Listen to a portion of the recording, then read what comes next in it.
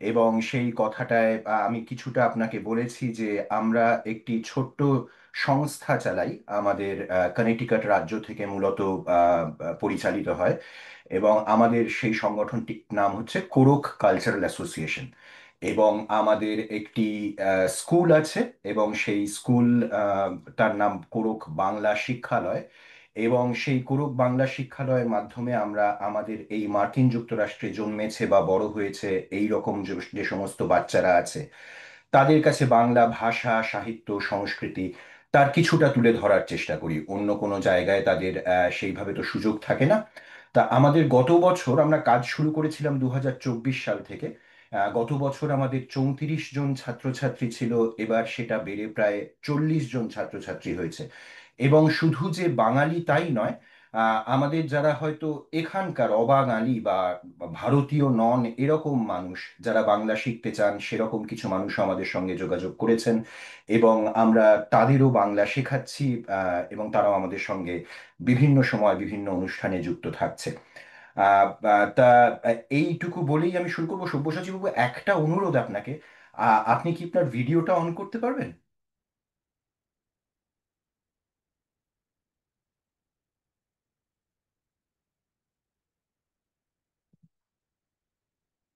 হ্যাঁ, আমি ওনাকে কন্ট্রোলার্স প্যানেল থেকে ভিডিও আর অডিওটা আনমিউট করার জন্য রিকোয়েস্ট করেছি, বাট নট শিওর। হ্যাঁ, এবার এবার দেখতে পাচ্ছি আমরা আপনাকে। এই তো দেখতে পাচ্ছি। শুধু আনমিউট করতে হবে। আপনি শুনতে পাচ্ছেন আমাদের কথা? না, আপ- আপনার মাইক্রোফোনটা একটু আনমিউট করতে হবে।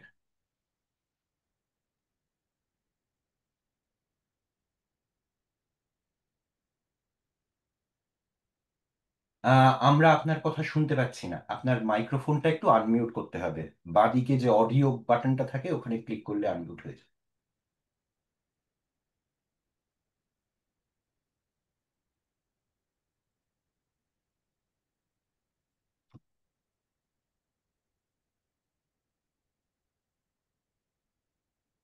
না, স্ক্রিনের নিচের দিকে বাঁদিকে অডিও একটা অপশন আছে মাইক্রোফোনের মতো, আর সেইটাকে বোধহয় হয়েছে, দেখুন তো। হ্যাঁ, এইবার শুনতে পাচ্ছি, শুনতে এইবার পাচ্ছি। শুনতে পাচ্ছি। এইবার শুনতে পাচ্ছি একদমই। আহ, যেটা বলছিলাম, আপনি আমাদের কথা শুনতে পাচ্ছিলেন তো? একদম পরিষ্কার। আচ্ছা। কাজেই আমি আর সময় নষ্ট করবো না, আমি প্রথমেই ক্ষমা চেয়ে নিচ্ছি, আমার একটু জয়েন করতে দেরি হয়ে গেছে। তা কোরকের পরিচয় আশা করি আপনি শুনলেন একটুখানি, এবং আমরা যখন যত যেরকম যেরকম কথা বাড়বে আমরা সেরকম করে এগিয়ে নিয়ে যাব। ওকে। প্রথমেই একটা জিনিস জিজ্ঞেস করি, এবং এই দোষে আমরাও কিছুটা দুষ্ট। আপনার দীর্ঘদিনের অভিনয়ের অভিজ্ঞতা, আপনি প্রায় 1980-র মাঝামাঝি, আমার যদি ভুল না হয়ে থাকে, আপনি সেই রকম সময় থেকে অভিনয় করছেন। আপনি বহু চলচ্চিত্র, বহু থিয়েটার থিয়েটারে অভিনয় করেছেন। কিন্তু সব্যসাচী চক্রবর্তী নামটা বললেই আমাদের প্রায় সকলের মনেই যেটা প্রথমে আসে সেটা হচ্ছে ফেলুদা। এবং আহ, এই যে সব্যসাচী চক্রবর্তী এবং ফেলুদা মোটামুটি সমার্থক হয়ে গেছে, এটাই কি আপনার কখনো মনে হয় যে আপনার যেই বহুমাত্রিকতা, এত অভিনয় করেছেন, সেইটাকে একটার মাত্রার মধ্যে চলে আসে? এবং আমি কেন বলছি আমরাও দুষ্ট, আমরা যখন আপনার ফ্লায়ারটা তৈরি করছিলাম আমরাও সেখানে লিখেছি ফেলুদা সব্যসাচী চক্রবর্তী। তা এইখানটায় কি আপনার মনে হয় যেটা একটুখানি একমাত্রিক হয়ে যায়? দেখুন, আপনি আমাকে দেখেছেন 1995 সালে ফেলুদা যখন টেলিভিশনে প্রথম করলাম, কিন্তু আমি তার আহ, প্রায় 10 বছর আগে শুরু করেছি টেলিভিশনে কাজ, এবং তারও 10 বছর আগে শুরু করেছি মঞ্চে কাজ। কাজেই আমার শুরু হচ্ছে 1975, এবং সিনেমায় এসেছি 1983-84 সালে। আম, এবং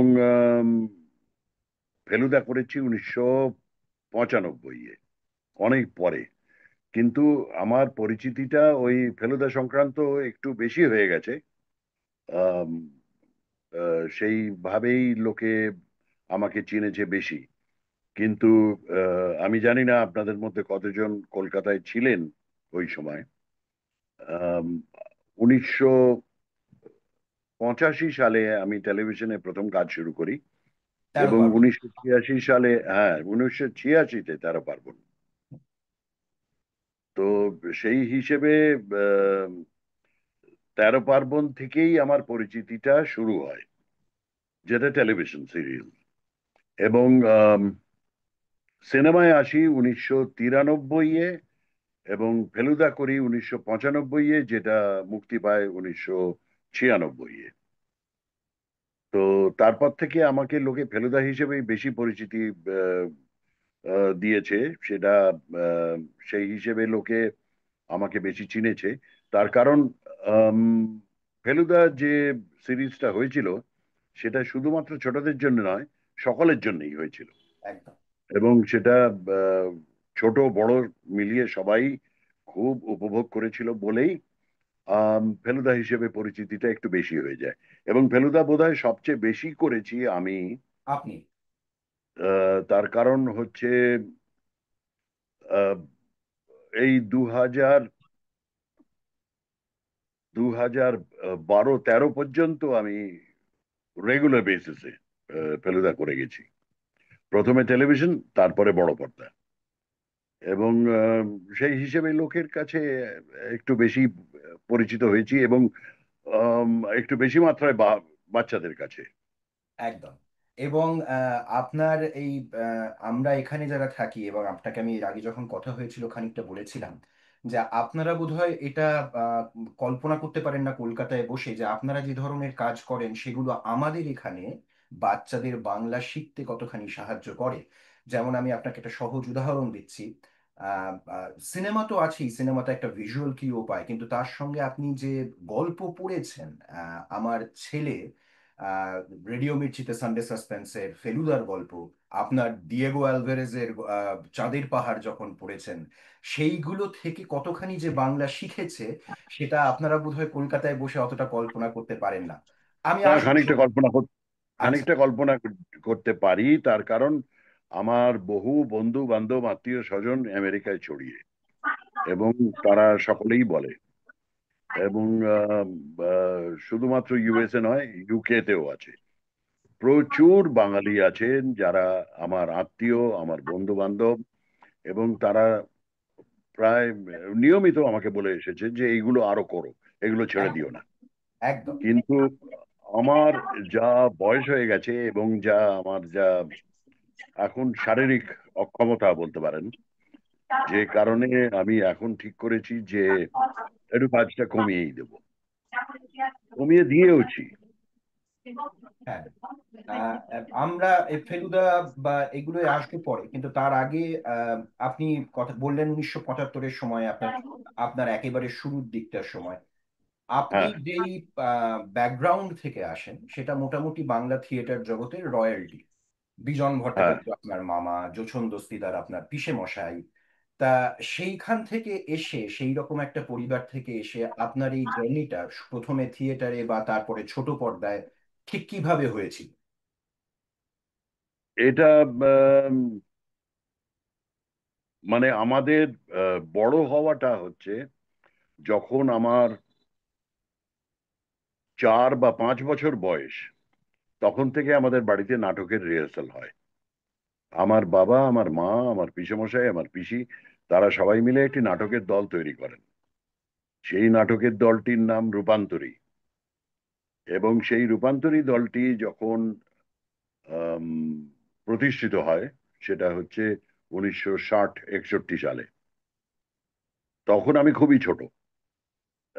এবং আমাদের বাড়িতে যেহেতু রেগুলার বেসিসে রিহার্সাল হতো, আমি আমরা ওখানে দেখতাম মাঝে মধ্যে, এই পড়াশুনো কামাই না করে সেই রিহার্সালে উপস্থিত থাকতাম।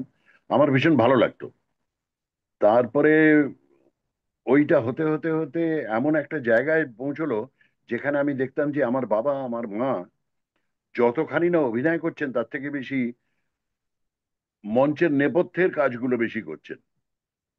এবং নেপথ্যের কাজ বলতে আম, এই টিকিট কি ডিজাইন হবে, মঞ্চ কি হবে, আলো কি হবে, আবহ সঙ্গীত কি হবে, এবং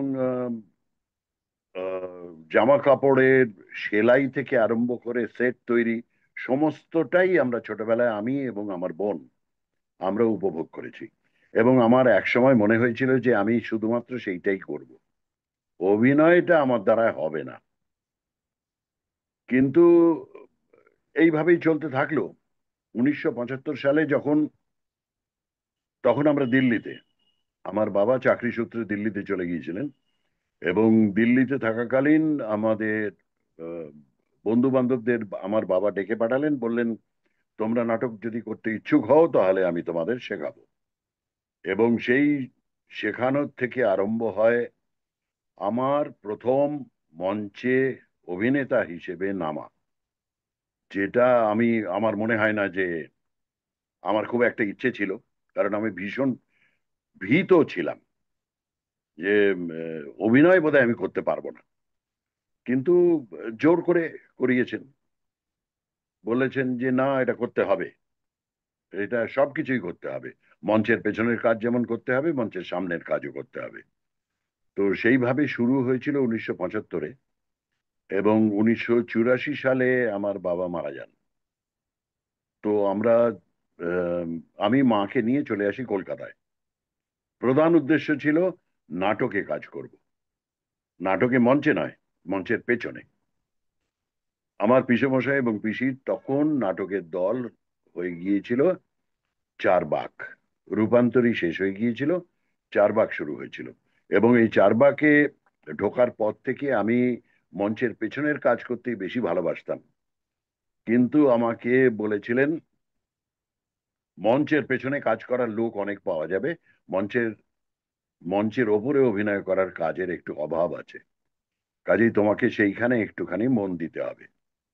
তো সেইখান থেকে আমার অভিনয়ের আর প্রফেশনাল লেভেল যেটাকে বলে, মানে যে ধরনের অভিনয় করার দরকার, মানুষকে টিকিট বিক্রি করে মঞ্চে অভিনয় করে যে মানুষের, যে দাম দিয়ে টিকিটটা কিনছেন তার উপযুক্ত আহ, নাটক তারা উপভোগ করতে পারবেন, সেই ধরনের অভিনয়টা শিখতে গিয়ে ঘাম বেরিয়ে গিয়েছিল আমার। মানে কি বলে, যে এত চটিপেটা খেয়েছি, এত চড়চাপড় খেয়েছি, এত লাঠির বাড়ি খেয়েছি, যে শেষ পর্যন্ত মোটামুটি এক জায়গায় পৌঁছলাম যেখানে আমি অভিনয়টা করলে লোকের ভালো লাগছে এবং তারা মাঝে মধ্যে হাততালিও দিচ্ছে। তো তারপরে আমার একটুখানি কনফিডেন্স এলো যে না, এবার বোধহয় মনে হচ্ছে পারবো। সেই থেকে শুরু। কিন্তু যখন টেলিভিশনের কাজ শুরু হলো, তখন আমার মনে হলো ক্যামেরার সামনে কাজ আমি পারবো না, কারণ ওটা অত্যন্ত কঠিন। তবুও আমাকে ওইখানেও আমার পিসেমশাই জোর করে আমাকে ঢুকিয়ে দিলেন, বললেন যে না, অভিনয় করতে হবে। আমি মনে প্রাণে চেয়েছিলাম যে লোকে আমাকে বর্জন করুক, কারণ এই লোকটা অভিনয় করতে পারে না, এইটা যদি লোকে বলে আমি সবচেয়ে বেশি খুশি হব। কিন্তু সেটা আর হলো না, হলো উল্টো। লোকে এত আমাকে পছন্দ করলো যে শেষ পর্যন্ত অভিনেতাই হয়ে গেলাম। যে আমি টেকনিশিয়ান হতে চেয়েছিলাম সেটা হতে পারিনি। হ্যাঁ, আপনাকে লোকে পছন্দ যে করেছে। আমরা তো এই কে টক্স যে সিরিজটা গত বছর থেকে শুরু করেছি, আমরা অনেক অতিথিকে হ্যাঁ, এনেছি। যোগেন চৌধুরী এসে আমাদের সঙ্গে কথা বলেছেন, আপনার দু হ্যাঁ, বছর আগে পিসি সরকার কথা বলেছেন, আপনার হ্যাঁ, পরে শীর্ষেন্দু মুখোপাধ্যায় আছে, তসলিমা নাসরিন আছেন, অনুপর্ণা বসু রায় আছে যে রিসেন্টলি ভেনিসের পুরস্কার পেল। তা হ্যাঁ, হ্যাঁ, এদের তো যখন সবারই কথাই বলি, আমাদের যাদের সঙ্গে শেয়ার করি, আমাদের যারা সদস্য আছেন, তাদের যা রিয়াকশন দেখি, এবং যখন আমরা বললাম যে সব্যসাচী চক্রবর্তী আসবেন, তখন যা রিয়াকশন দেখলাম, তার মধ্যে বোধহয় আমাদের দেশে অভিনেতা অভিনেত্রী, বিশেষ করে যাদের আমরা খুব কাছ থেকে দেখি, এবং ক্রিকেটার, তাদের একটা আলাদা ক্রেজ থাকে। এবং হ্যাঁ। সেইটা আপনি কেমন এনজয় করেন? বা আপনার কিছু তো বিড়ম্বনা আছে বটেই, কারণ বোধহয় একটা রেস্তোরাঁয় গিয়ে পরিবারের সঙ্গে খেতে পারেন না ঠিকভাবে বসে। না, এটা কিরকম, এটা কেমন লাগে আপনার যে লোকজন? এইটা আমার খুব একটা পছন্দ নয়, কারণ আমি ছোটবেলার থেকেই আমি এই হিরো বয়সের ব্যাপারটা আমি পছন্দ করি না। এই যে লোকে একদম, মানে উত্তম কুমার এর মতন আর হবে না, এটা আমি ঠিক পছন্দ করি না।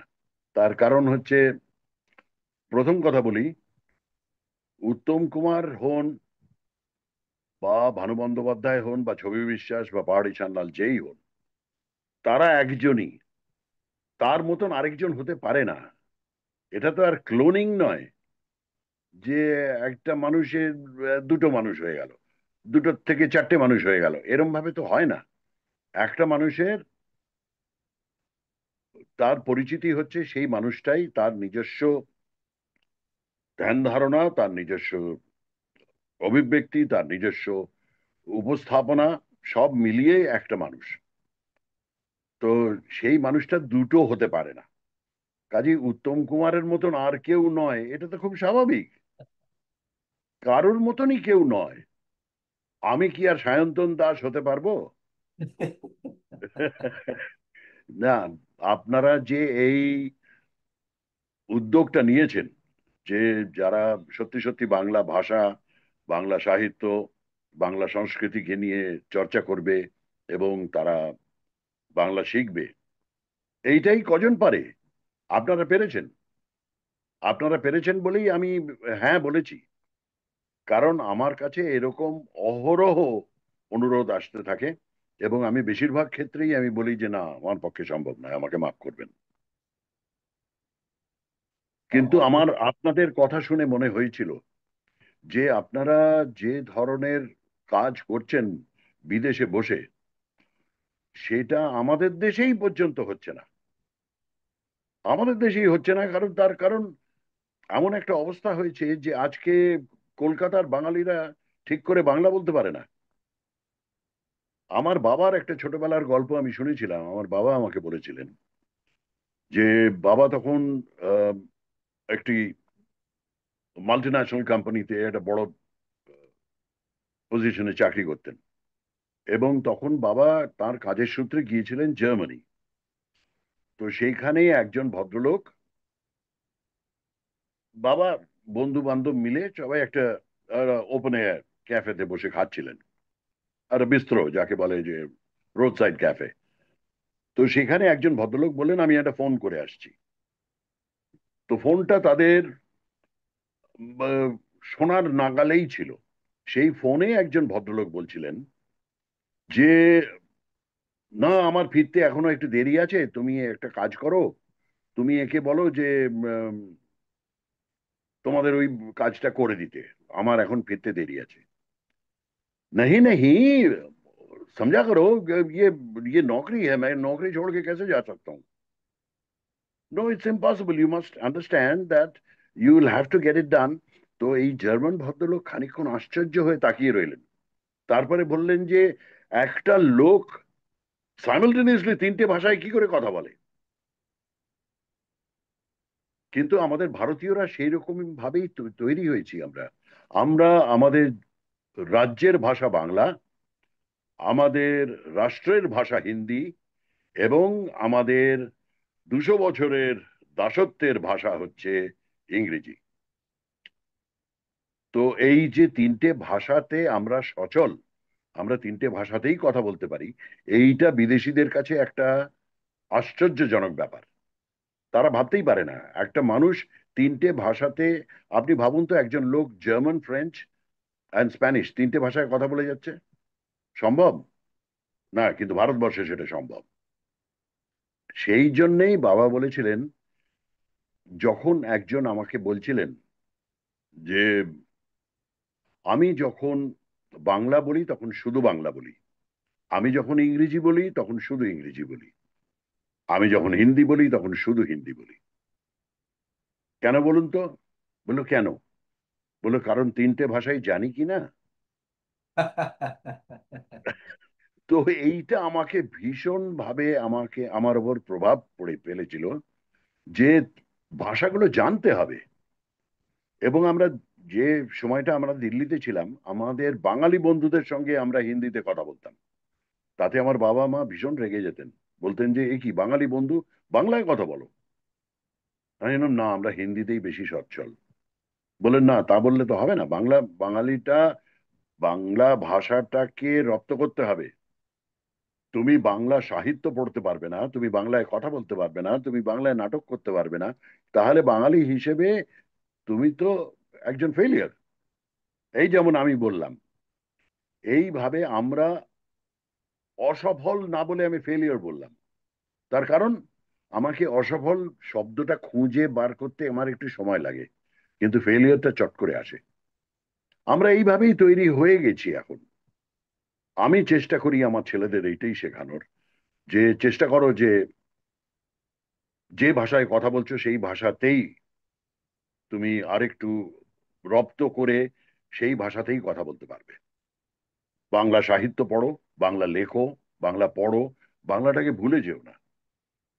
ঠিকই তো। তুমি হ্যাঁ, সেই সূত্রে, আমার আমার দুই ছেলে প্রচন্ড ইংরেজি বই পড়ে, কিন্তু বাংলায় কথা বলতে তারা পিছু পা হয় না। তারা বাংলাটাকে রপ্ত করেছে এবং বাংলায় সব রকম কাজই করছে। আজকে আমার ছোট ছেলে বম্বেতে হিন্দিতে একটা সিরিয়াল করছে। আমার বড় ছেলে এখনো বম্বে যায়নি, তবে সে এখানে বাংলায় প্রচুর কাজ করছে এবং যথেষ্ট ভালো ইংরেজিও বলে। কিন্তু সেটা কোনো কৃতিত্বের ব্যাপার নয়। আমার মনে হয় যে নিজের মাতৃভাষাতে কথা বলতে পারলে, নিজের মাতৃভাষা চর্চা করতে পারলে মানুষ অনেক দূর এগোতে পারে। ঠিকই। এবং আপনার যেহেতু পরিবারের কথা এলো, সেই জন্য সেখানে যাই যে আপনাদের পরিবারে 5 জন চুটিয়ে অভিনয় করেন। আপনি, আপনার স্ত্রী, আপনার 2 পুত্র এবং আপনার পুত্রবধূ।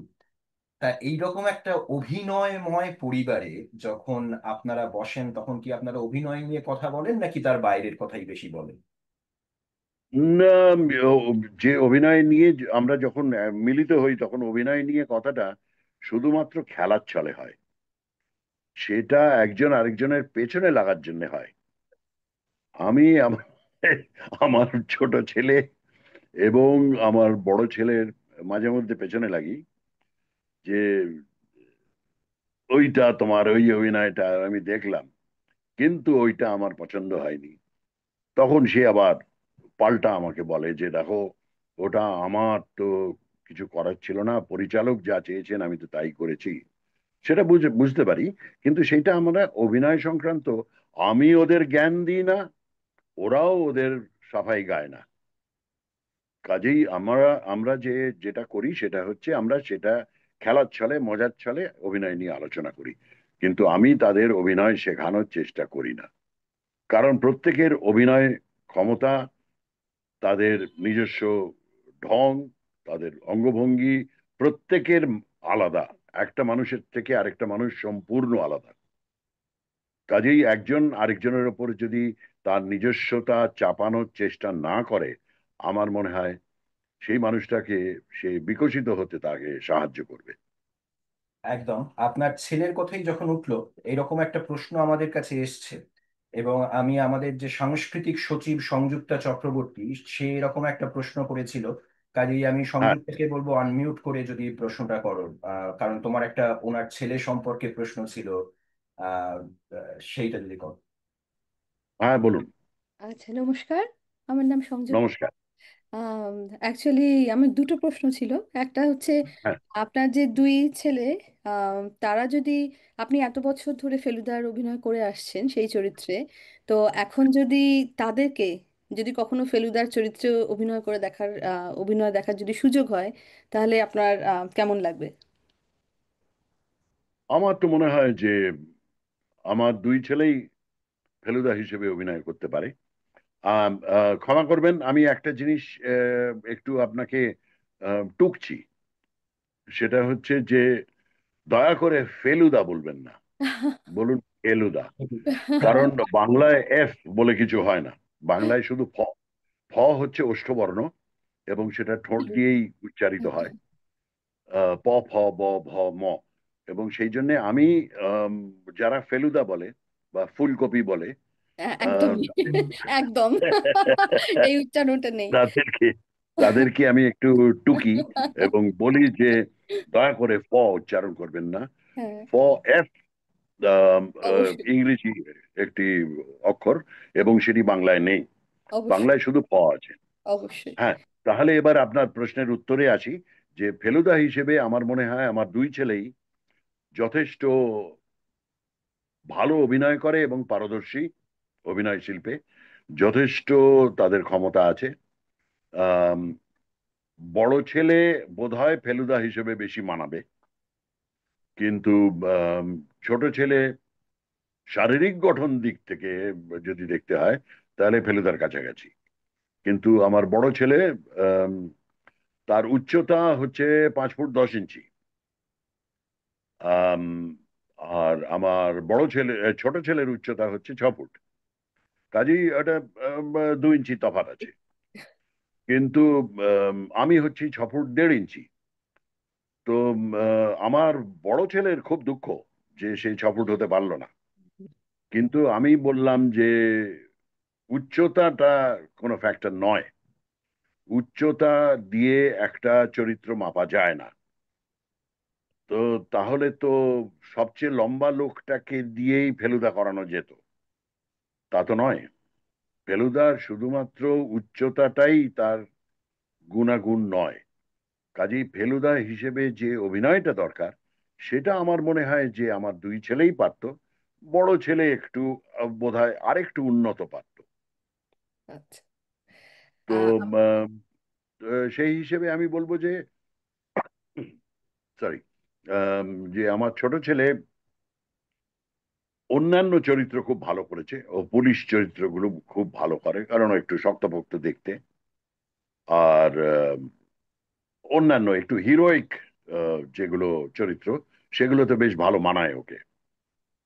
আর আমার বড় ছেলে একটু আহ, একটু নরম সরম দেখতে, অত কঠিন নয় আর কি। আপনার বড় ছেলেকে দেখলে মানে মনে হয় আপনারই ছোট বয়সটা দেখছি। হ্যাঁ, হ্যাঁ, হ্যাঁ, অনেকটাই অনেকটাই তাই। একদমই। হ্যাঁ, আচ্ছা, আমার আরেকটা ছোট প্রশ্ন ছিল, সেটা হচ্ছে এই হ্যাঁ, অ্যানিম্যাট্রিক্স ক্রাইম সিন নিয়ে আপনি যে চ্যানেলটা শুরু করেছেন, তো এত হ্যাঁ, দীর্ঘ হ্যাঁ, জীবন অভিনয় জগতে থাকার পরে এই যে পুরনো সমস্ত অপরাধের আপনি একটা বিশ্লেষণ করছেন, রাইট? এবং সেই বিশ্লেষণের মাধ্যমে এবং তারপর শেষে আপনি সাধারণত দর্শকদের কাছে বা শ্রোতাদের কাছে একটা প্রশ্ন রাখেন যে আমার right. এই বিশ্লেষণ, আমার এই মতামত, আপনাদের কি মত, এবং সেটা আমাকে জানান। তো এই যে একটা পরিবর্তন, এই যে নতুন একটা জিনিসের সূচনা, তো এই অনুপ্রেরণাটা আপনি কোত্থেকে পেলেন? এইটা আমাকে একদম সম্পূর্ণভাবে এর জন্য দায়ী হচ্ছেন আমাদের পরিচালক মনীশ ঘোষ, যিনি এটা পরিচালনা করছেন। এবং অ্যানিম্যাট্রিক্স ক্রাইম সিনের এই দায়িত্বটা আমার ঘাড়ে চাপিয়ে দেওয়া হয়েছে।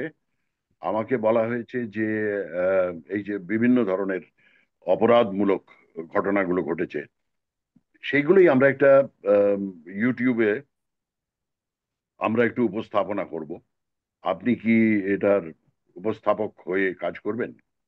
আমি দেখলাম আপাতত আমি যেহেতু একটু শারীরিকভাবে অক্ষম হয়ে পড়েছি, তার কারণ আমার একটু হৃদয় ঘটিত প্রবলেম হয়ে গেছে। হৃদয় ঘটিত মানে প্রেম টেম কিছু নয়। মানে আমার যে অসুবিধাটা হয়েছে সেটা হচ্ছে যে আমার একটু হার্ট ব্লক হয়েছে, এবং হার্ট ব্লকেজের ফলে আমার একটা পেসমেকার বসেছে। তো এখন আমাকে একটু শারীরিক পরিশ্রম একটু কম করতে বলেছেন ডাক্তার। আর তার সাথে সাথে যেটা হয়েছে সেটা হচ্ছে কোভিড ইনডিউসড সিওপিডি, এবং আমি মাঝে মধ্যেই একটু হাঁপিয়ে পড়ি। তো সেই কারণে আমি এখন আপাতত নাটক এবং সিনেমা সেই কাজ থেকে একটু অব্যাহতি নিয়েছি। অব্যাহতি এই জন্যই নিয়েছি কারণ আমার মনে হচ্ছে যে এরকম হাঁপিয়ে হাঁপিয়ে অভিনয় করা যায় না। তো আরেকটু সুস্থ হয়ে যাই তারপরে আবার অভিনয়ে ফিরে আসবো। কিন্তু অ্যানিম্যাট্রিক্স ক্রাইম সিনের এই কাজটা হচ্ছে বেসিক্যালি বসে বসে এবং একটু টেলিপ্রম্পটার দেখে, হুম, বাকিটা স্ক্রিপ্ট দেখে, হুম, ভয়েস ওভার। হুম। কাজে এইটাতে খুব একটা আমার কষ্ট হচ্ছে না বলেই আমি এই কাজটা করছি। এবং এটা যদি আপনাদের সকলের ভালো লেগে থাকে আমার সৌভাগ্য। হ্যাঁ, অবশ্যই। একেবারে সময়। অবশ্যই এখন তো আপনার আপনার কাজ তো মোটামুটি অর্ধেক হয়ে যায় আপনার ভয়েস দিয়ে। ভয়েস। আপনার শব্দ প্রক্ষেপণ, আপনার না, আহ, এটা মনোনীত এটা কণ্ঠ। ওই নাটকের থেকে হয়েছে। এটা নিয়ে আমার বউ ভীষণ আপত্তি করে যে তুমি এত জোরে কথা বলো না, আমার কানে লাগে, একটু আস্তে কথা বলো না। তুমি এত চেঁচিয়ে বলছো কেন? আমি বললাম যে না, ওটা একটা অভ্যেস হয়ে গেছে আমাদের।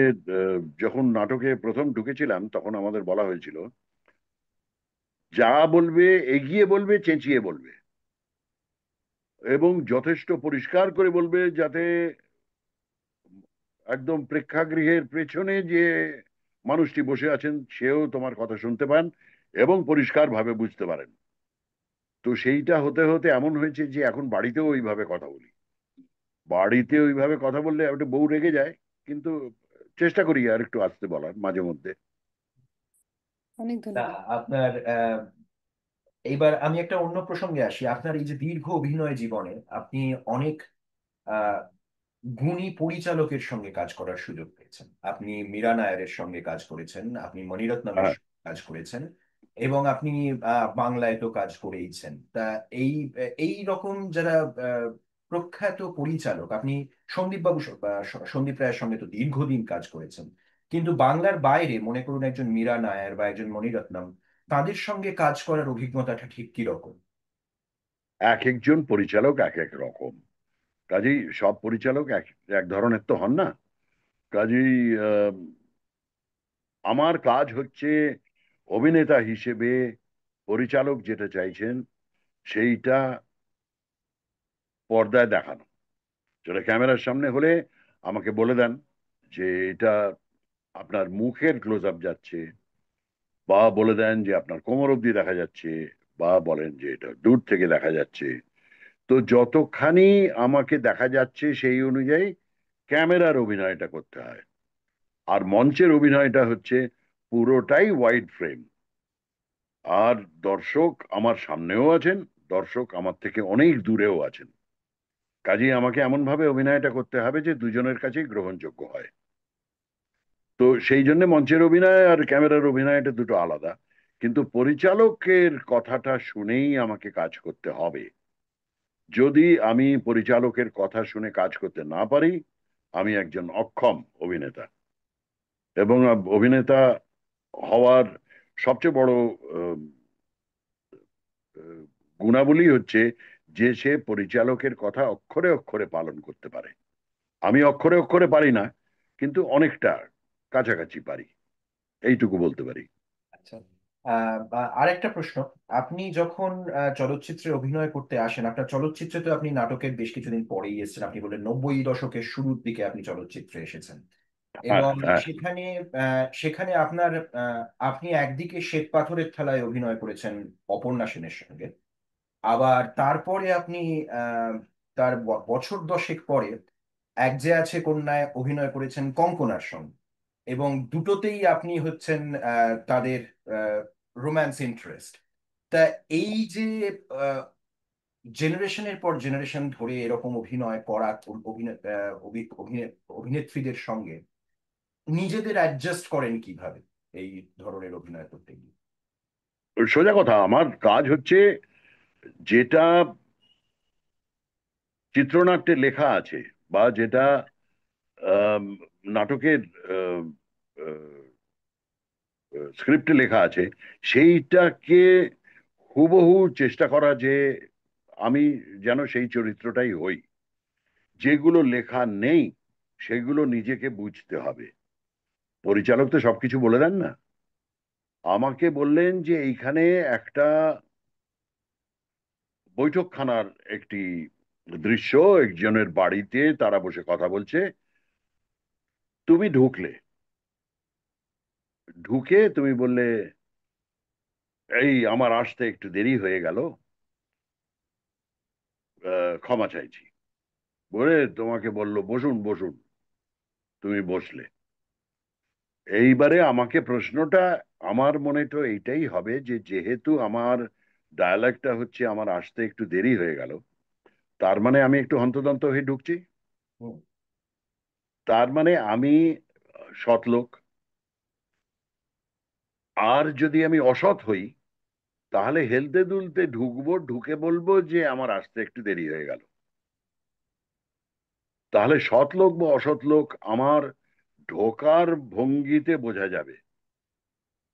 আমি কোথার থেকে আসছি, আমি কি বাড়ি থেকে আসছি, নাকি পাশে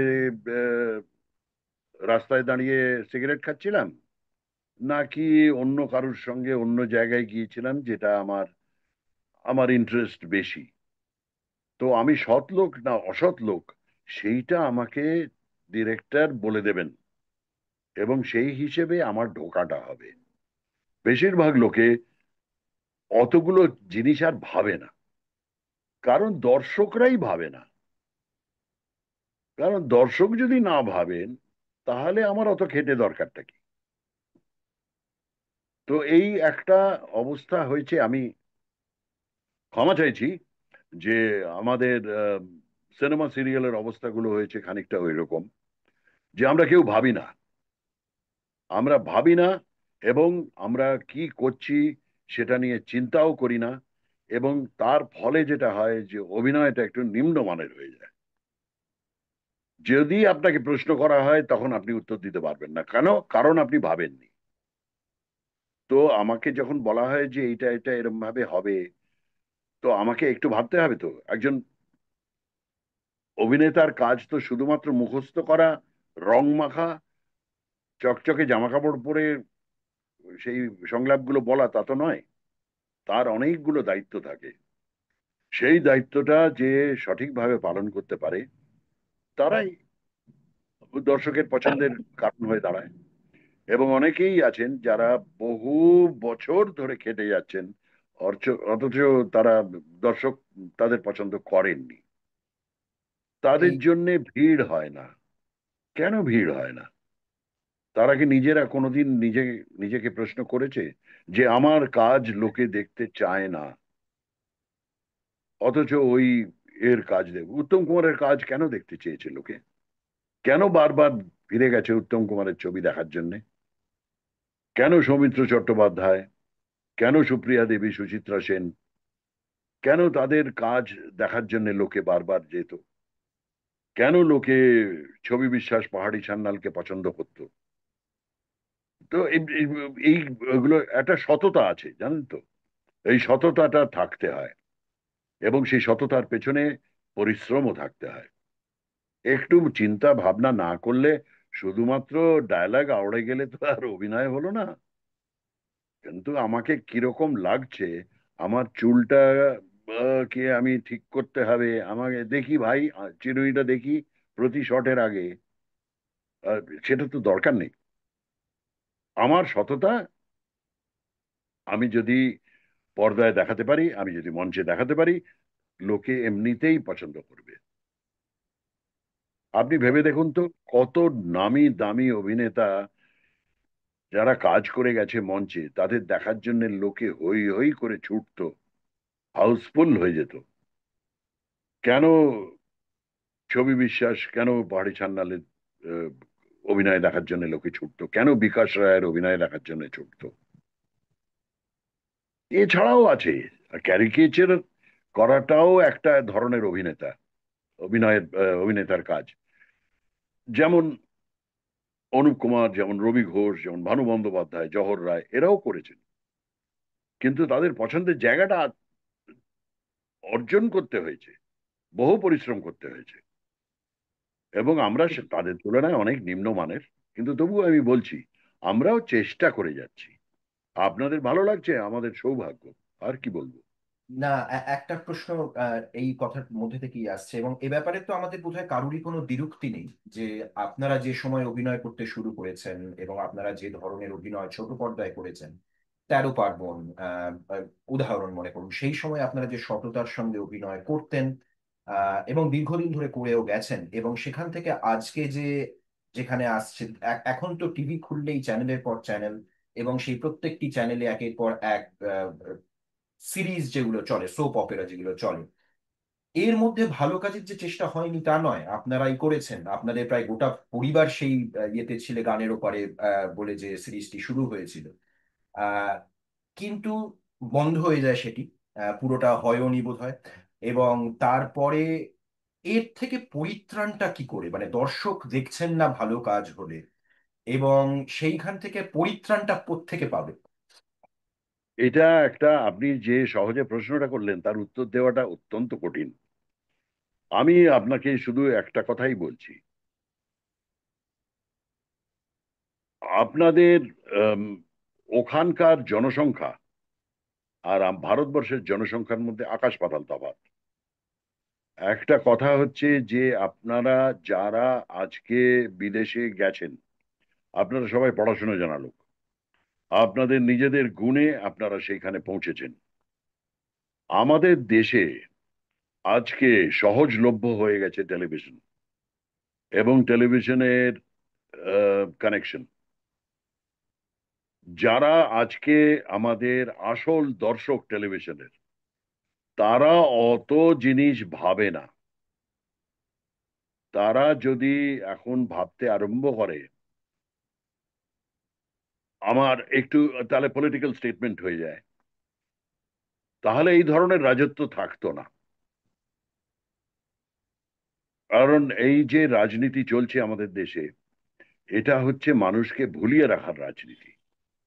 আমাকে ক্ষমা করবেন আমি যদি কারোর ব্যক্তিগত আহ, পছন্দ অপছন্দে আঘাত করে থাকি, কিন্তু আমার বক্তব্য হচ্ছে যে বেশিরভাগ লোক হচ্ছে নিম্নবিত্ত এবং তাদের ভালো লাগা না লাগাগুলো ভীষণই স্থূল।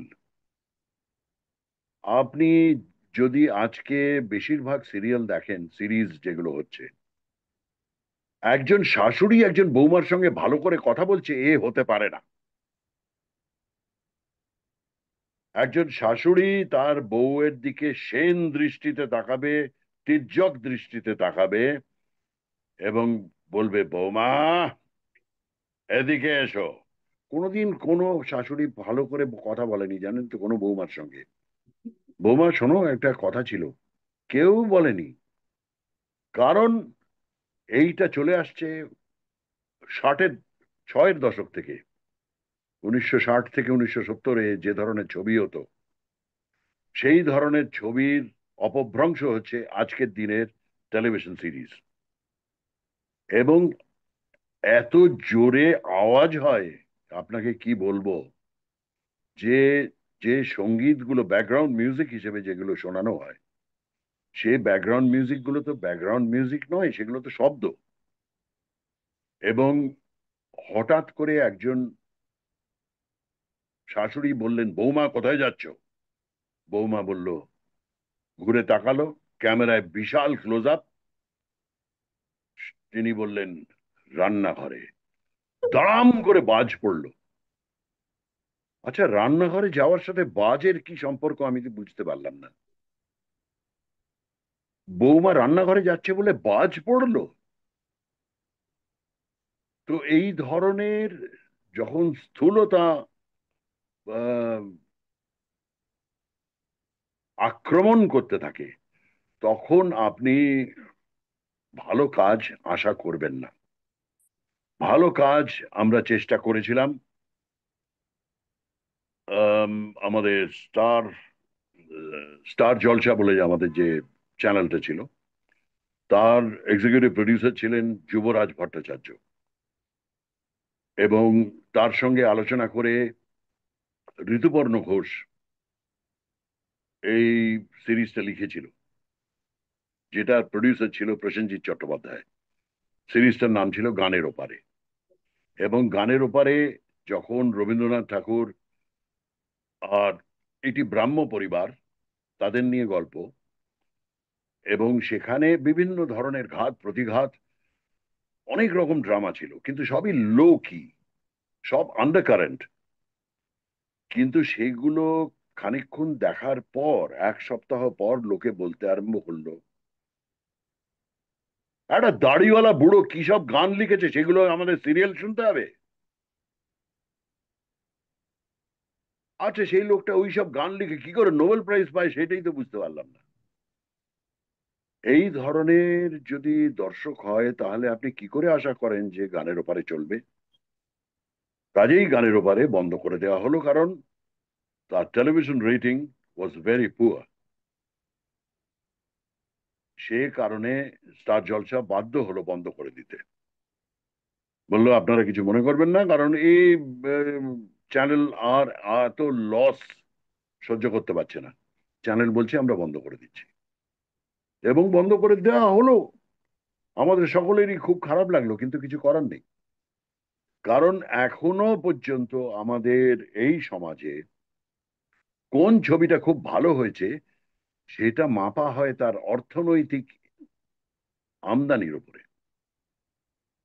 একটা ভালো ছবি এখনো পর্যন্ত পথের পাঁচালী হাউসফুল হয় না, এখনো পর্যন্ত হয় না।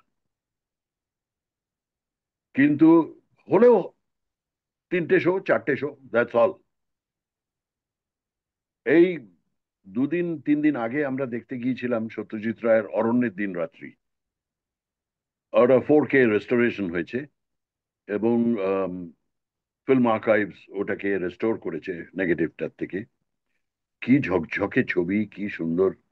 অডিওটা যদিও তত ভালো ছিল না, কিন্তু অরণ্যের দিনরাত্রি আবার দেখে মুগ্ধ হয়ে গেলাম।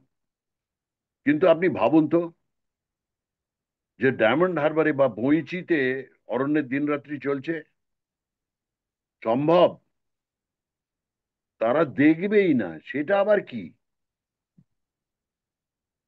তারা কোনোদিন সুনীল গাঙ্গুলির নামই শোনেনি, গল্প তো দূরের কথা। সত্যজিৎ রায় কে তারা জানে না, মৃণাল সেন কে, তপন সিনহা কে, কেউ জানে না। মৃণাল সিনহা, এই সরি, মৃণাল সিংহ, যাই হোক, এরকম নানান রকম কাণ্ড কারখানা হচ্ছে আর কি। আহ, আমি এই প্রশ্নে আসছি যখন আপনি ছুঁয়ে গেছেন, এবং আমি আবারও বলছি, আমাদের সংগঠন একেবারেই রাজনৈতিক সংগঠন নয়, কাজেই আমি প্রশ্নটা রাজনীতি নিয়ে করছি না। আমি এই একেবারেই না। বিচারে এই বিচারে যাচ্ছি না আপনার রাজনীতি ঠিক নাকি অন্য কারোর রাজনীতি ঠিক, কিন্তু আপনার কাছে আমরা রাজনীতি নিয়ে একটা প্রশ্ন আছে। সেটা হচ্ছে যে আহ, আবারও বলছি, আমি কোনো জাজমেন্টে যাচ্ছি না, কিন্তু একটা ব্যাপার ঠিক, যে আপনি একটা নির্দিষ্ট রাজনৈতিক বিশ্বাস নিয়ে চলেন, এবং সেই আগে রাজনৈতিক বিশ্বাস অনেকাংশেই আজকের দিনে স্রোতের বিপরীতে হাঁটার বিশ্বাস। কারণ একদমই, এবং একদমই। কাজী আমার প্রশ্নটা রাজনীতি নিয়ে একেবারেই নয়। আমার প্রশ্নটা হচ্ছে এই সাহসটা পান করতে, এই সাহসের উৎসটা কোথা থেকে আসে, যে কমপ্লিটলি স্রোতের বিপরীতে হাঁটা রাজনৈতিক মতাদর্শের দিক থেকে, যেখানে খুব বেশি লোক হয়তো সেই মতকে সমর্থন করে না। কারণ আমি সুবিধাবাদী নই বলে। আপনার প্রশ্নের উত্তর আশা করি আমি দিতে পেরেছি। আচ্ছা, আচ্ছা, ঠিক আছে, আমি এর থেকে বেশি রাজনৈতিক মতের প্রশ্নে যাচ্ছি না। এবার আমরা যদিও বলেছিলাম ফেলুদার সঙ্গে আমি কথা। আরেকটা কথা তার সঙ্গে যোগ করে দিই। আমি যে মতাদর্শে বিশ্বাসী, সেইখানে শুধু দিতে এসেছি, নিতে আসিনি। আশা করি আপনাকে বোঝাতে পারলাম। হ্যাঁ, হ্যাঁ, আপনি দিয়ে গেছেন। শুধুমাত্র রাজনৈতিক মতাদর্শ কেন, আমাদের আহ, সবার কাছে যে পরিমাণ দিয়ে গেছেন আপনি, তার কোনো তুলনা হয় না। এবার আমরা যদিও বললাম প্রথম দিকে একটুখানি একমাত্রিক ভাবে প্রচার করেছিলাম, কিন্তু এখনো পর্যন্ত আমরা আপনার ফেলুদার চরিত্র নিয়ে খুব একটা প্রশ্ন করিনি। কিন্তু আমি জানি আমাদের যারা আজকে শ্রোতা আছেন তাদের মধ্যে অনেকেই সেই ফেলুদার চরিত্র নিয়ে জানার জন্য উৎসুক। আমি নিশ্চয়ই। প্রথমেই যেটা জিজ্ঞেস করব সেটা হচ্ছে, আপনি বললেন যে আপনি অভিনয়ের মধ্যে সেইভাবে আসতে চাননি, আপনি চেয়েছিলেন মঞ্চসজ্জা বা কাস্ট যাকে আমরা বলি তার সঙ্গে যুক্ত থাকতে। কিন্তু যদি আমার খুব ভুল না হয়ে থাকে, ফেলুদার চরিত্রে আপনি অভিনয় করতে চেয়েছিলেন, এবং সেই ব্যাপারে বোধহয় আপনি সত্যজিৎ রায়ের সঙ্গে কথাও বলেছিলেন। আগে হ্যাঁ, এইটা একটি মাত্র চরিত্র যেটি আমি মন থেকে করতে চেয়েছিলাম।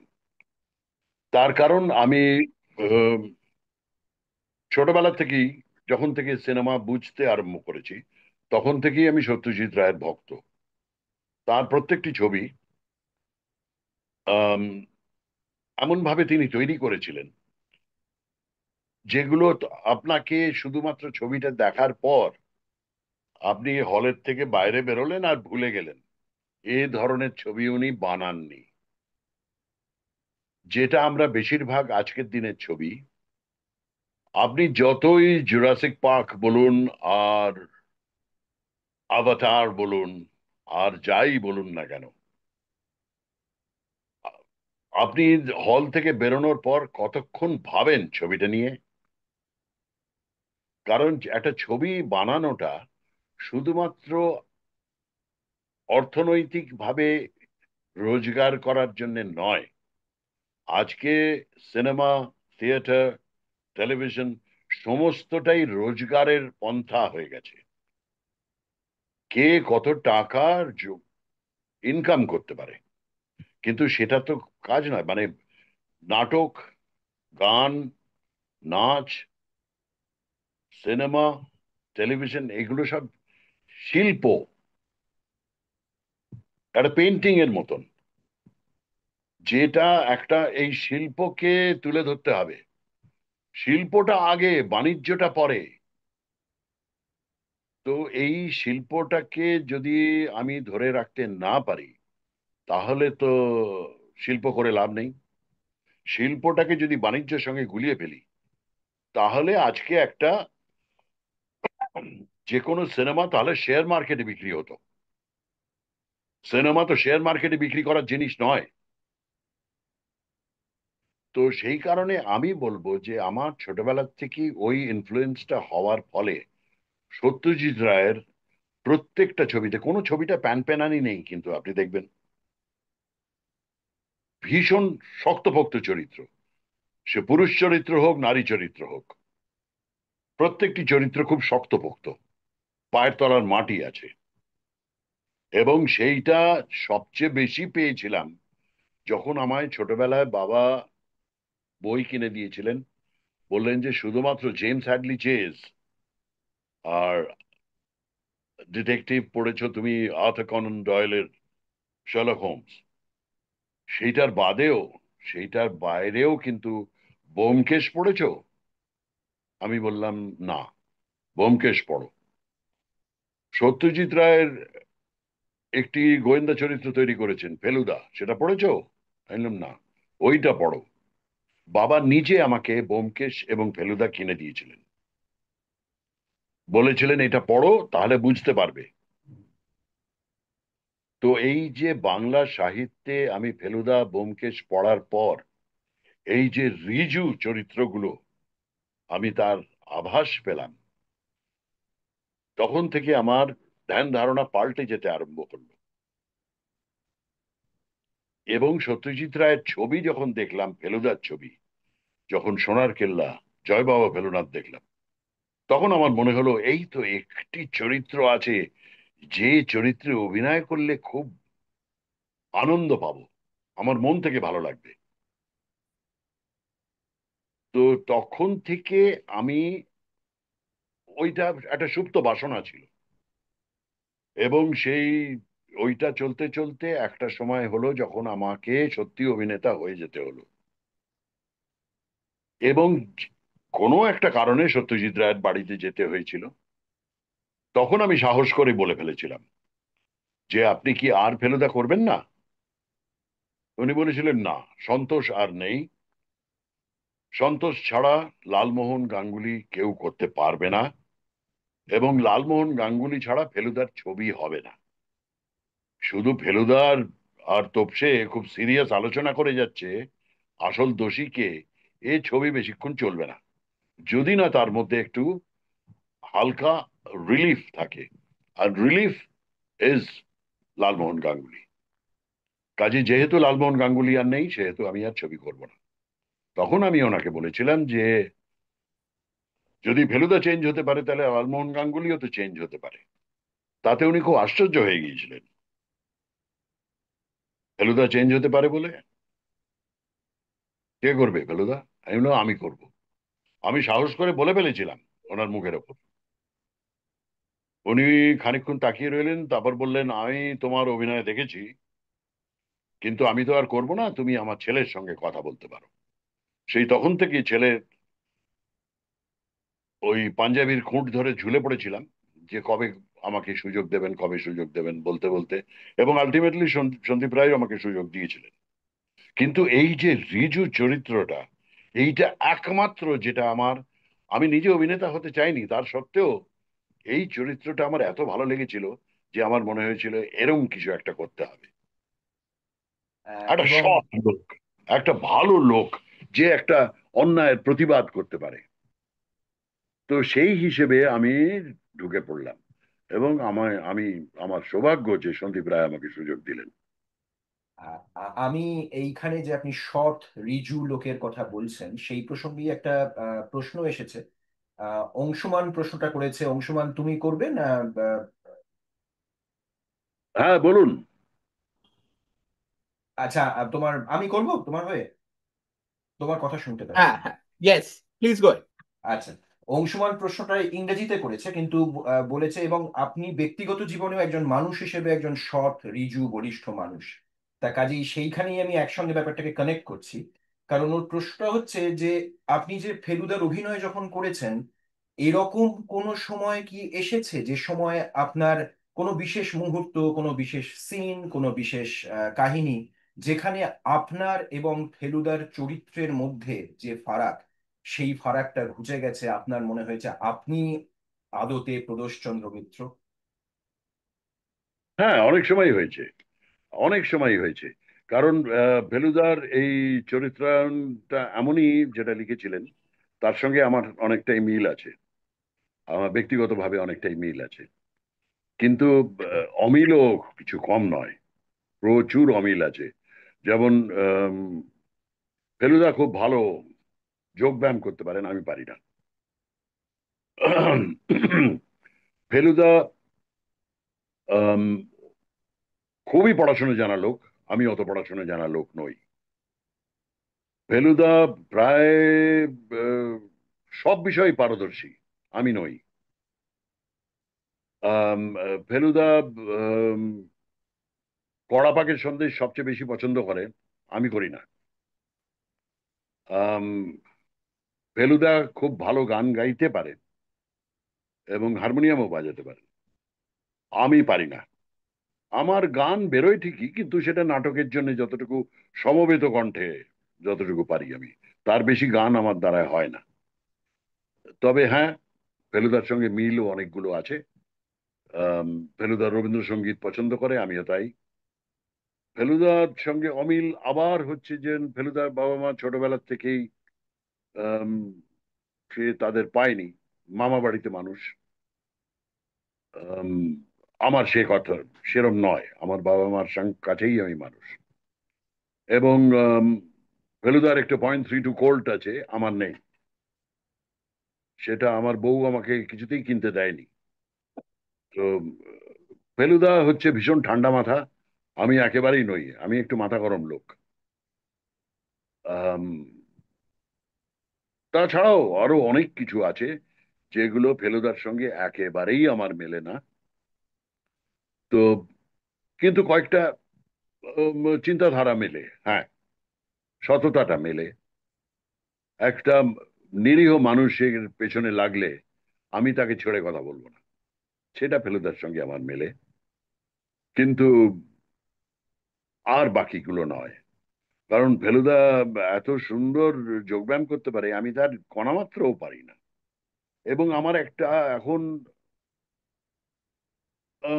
এমন একটা ভুঁড়ি হয়েছে যেটা খুব দৃষ্টিকটু, এবং সেটা আমার বউয়ের খুব আপত্তি। কিন্তু আমি চেষ্টা করেও সেই ভুঁড়িটা কমাচ্ছি না। তার কারণ আমি এখন নিজের মতন করে বাঁচতে চাই, আর আমি অন্য লোকের মতন করে বাঁচবো না। অনেক বছর হয়েছে যে পরিচালক যা চেয়েছেন, প্রযোজক যা চেয়েছেন, দর্শক যা চেয়েছেন, আমি সেইভাবে থাকার চেষ্টা করেছি। এখন অনেক বয়স হয়ে গেছে, এখন আর চেষ্টা করছি না। এখন আমি নিজের মতন করে বাঁচতে চাই, আমি নিজের মতন করে বেড়াতে চাই, আমি ছবি তুলতে চাই, আমার এইটাতেই আনন্দ। আচ্ছা। আর পেসমেকার লেগে গেছে, কদিন আছি কদিন নেই তা জানা নেই। না না, দীর্ঘদিন থাকবেন আমাদের মধ্যে, আমরা সেই আশা করি। আপনি ছবি তোলার কথা বললেন, আমি তাড়াতাড়ি ছবি তোলায় একটু পিভট করব, কিন্তু তারপরে আবার ফেলুদায় ফিরে আসবো। আহ, বেশ। আপনি ছবি তুলতে খুব পছন্দ করেন, আপনি জঙ্গলে যেতে পছন্দ করেন। আমি শুনেছি যে আপনি নিজেকে ওয়াইল্ড লাইফ ফটোগ্রাফার বলেন না, কিন্তু আপনার ছবি না, প্রদর্শনী হয়েছে। আপনার ছবি মানুষে দেখেছে, পছন্দ করেছে। তা এই ছবি তোলা এবং জঙ্গলে যাওয়ার এই আহ, শখটা বা এই নেশাটা তৈরি হলো ঠিক কিভাবে? এটা ছোটবেলার থেকেই আমার বাবা আম, ভীষণ বেড়াতে ভালোবাসতেন, আমার বাবা এবং মা। এবং আমরা গাড়ি নিয়ে অনেক জায়গায় বেরিয়েছি, সারা ভারতবর্ষ প্রায় চষে ফেলেছি আমরা গাড়ি নিয়ে। এবং আমার জ্যাঠারা ছিলেন বিহারে, বেশিরভাগ সময় বিহারে। তারা হয় মানে বিভিন্ন অ্যাডমিনিস্ট্রেটিভ পোস্টে ছিলেন, হয় পুলিশে, নয় জুডিশিয়ারিতে, বা অ্যাডমিনিস্ট্রেশন ইত্যাদি। তো সেই হিসেবে বাবা তাদের কাছে যেতেন। তারা থাকতেন ধরুন হজারিবাগ, ডালটনগঞ্জ, রাঁচি, আম, চাতরা, এইসব জায়গায় তারা থাকতেন। এবং এইসব জায়গাগুলোর কাছে সবসময় জঙ্গল। তো যেহেতু বাবা ভীষণ বেড়াতে পছন্দ করতেন, জ্যাঠাদের কাছে যাওয়ার কথা হলেই আমরা জঙ্গল বেড়াতাম। এবং ছোটবেলার থেকে এই যে বাবা এবং মা দুজন আমাকে শিখিয়েছিলেন যে আহ, এই পশু পাখি, গাছপালা, নদী নালা, এগুলো সমস্ত আমাদের পৃথিবীতে প্রাকৃতিক ভাবে এসেছে এবং প্রাকৃতিক ভাবে তাদের থাকার অধিকার আছে। এবং মানুষ তার প্রগতির জন্য একটা স্তর পর্যন্ত যেতে পারে, কিন্তু তারপরে যাওয়া মানে এই প্রকৃতিকে নষ্ট করা, ভারসাম্য নষ্ট হয়ে যাবে। আমাকে বুঝিয়েছিলেন একটা বাঘের তো আমাদেরই মতন অধিকার আছে এই পৃথিবীতে বাঁচার। তাকে গুলি করে মেরে তার চামড়াটা দেয়ালে টাঙিয়ে রাখার জন্য তো সে জন্মায়নি। তো একটা হরিণের চামড়া আমি ঘরে কার্পেট হিসেবে পেতে রাখবো, এটা তো ঠিক নয়। তাহলে মানুষ উন্নত একটা জীব কি হিসেবে কিভাবে নিজেকে প্রমাণ করলো? উন্নত জীব হিসেবে তো প্রমাণ করলো না, বরঞ্চ নিকৃষ্ট জীব হিসেবে নিজেকে প্রমাণ করলো। তো সেইটা ছোটবেলার থেকে ওই যে ইনফ্লুয়েন্সটা হয়েছিল যে জন্তু জানোয়ারকে বাঁচাতে হবে, প্রকৃতিকে বাঁচাতে হবে, এইটাই জঙ্গলের প্রতি একটা ভালোবাসা তৈরি করে। এবং সেটা আমার বাবা মারা যাওয়ার পর বেড়ানোটা বন্ধ হয়ে গিয়েছিল। কিন্তু আমার বিয়ের পর আমার বউ এবং আমার দুই ছেলে, আমার কিছু বন্ধু বান্ধব, এই সকলের উৎসাহ আমাকে আবার জঙ্গলে টেনে নিয়ে গেল। তারপর থেকে এই 1994-95 থেকে আবার বেড়ানোটা শুরু হয়ে গেল, যেটা আমি মনে হচ্ছে যে জীবনের শেষ দিন পর্যন্ত চালিয়ে যাব। সিনেমা হয়তো করবো না, নাটক হয়তো করবো না, কিন্তু বেড়ানোটা থামাবো না। এবং বেড়ানোটা এই জন্যে থামাবো না কারণ এই জঙ্গল, পশু পাখি আমার ভীষণ ভালো লাগে। এবং আমি তাদের এতটাই পছন্দ করি যে তাদের ছবি তুলে আমি বাড়িতেই রাখি। আমি কোথাও বিক্রি করি না। আমার কোনো ফেসবুক পেজ নেই, কোনো ইনস্টাগ্রাম নেই, কোনো এক্স অ্যাকাউন্ট নেই। আমি সেই ছবিগুলো বিক্রিও করি না। আমি সেই ছবিগুলো নিজের কম্পিউটারে রাখি, আমি নিজে দেখি, আমার বন্ধু বান্ধব যারা দেখতে চায় তাদের দেখাই। তার কারণ আমি একটা খুব উচ্চমানের চিত্রগ্রাহক নই, আমি একটা ট্যুরিস্ট উইথ এ ক্যামেরা। আমি ওয়াইল্ড লাইফ ফটোগ্রাফার নই। ওয়াইল্ড লাইফ ফটোগ্রাফিটা ভীষণ ভীষণ কঠিন কাজ। সেটা যারা জানে না তারা জানে না, যারা জানেন তারা বুঝবেন যে ওয়াইল্ড লাইফ ফটোগ্রাফি করাটা মাসের পর মাস, বছরের পর বছর পড়ে থাকতে হয়। আমি যাই 4-5 দিনের জন্য, আমি ওয়াইল্ড লাইফ ফটোগ্রাফার হয়ে গেলাম? একেবারেই নয়। আমি বিয়ে বাড়ির ছবি তোলার মতন গেলাম, সকালবেলা বিকেলবেলা চলে এলাম। কাজেই আপনি আমার ছবিগুলো খুব উচ্চমানের নয়।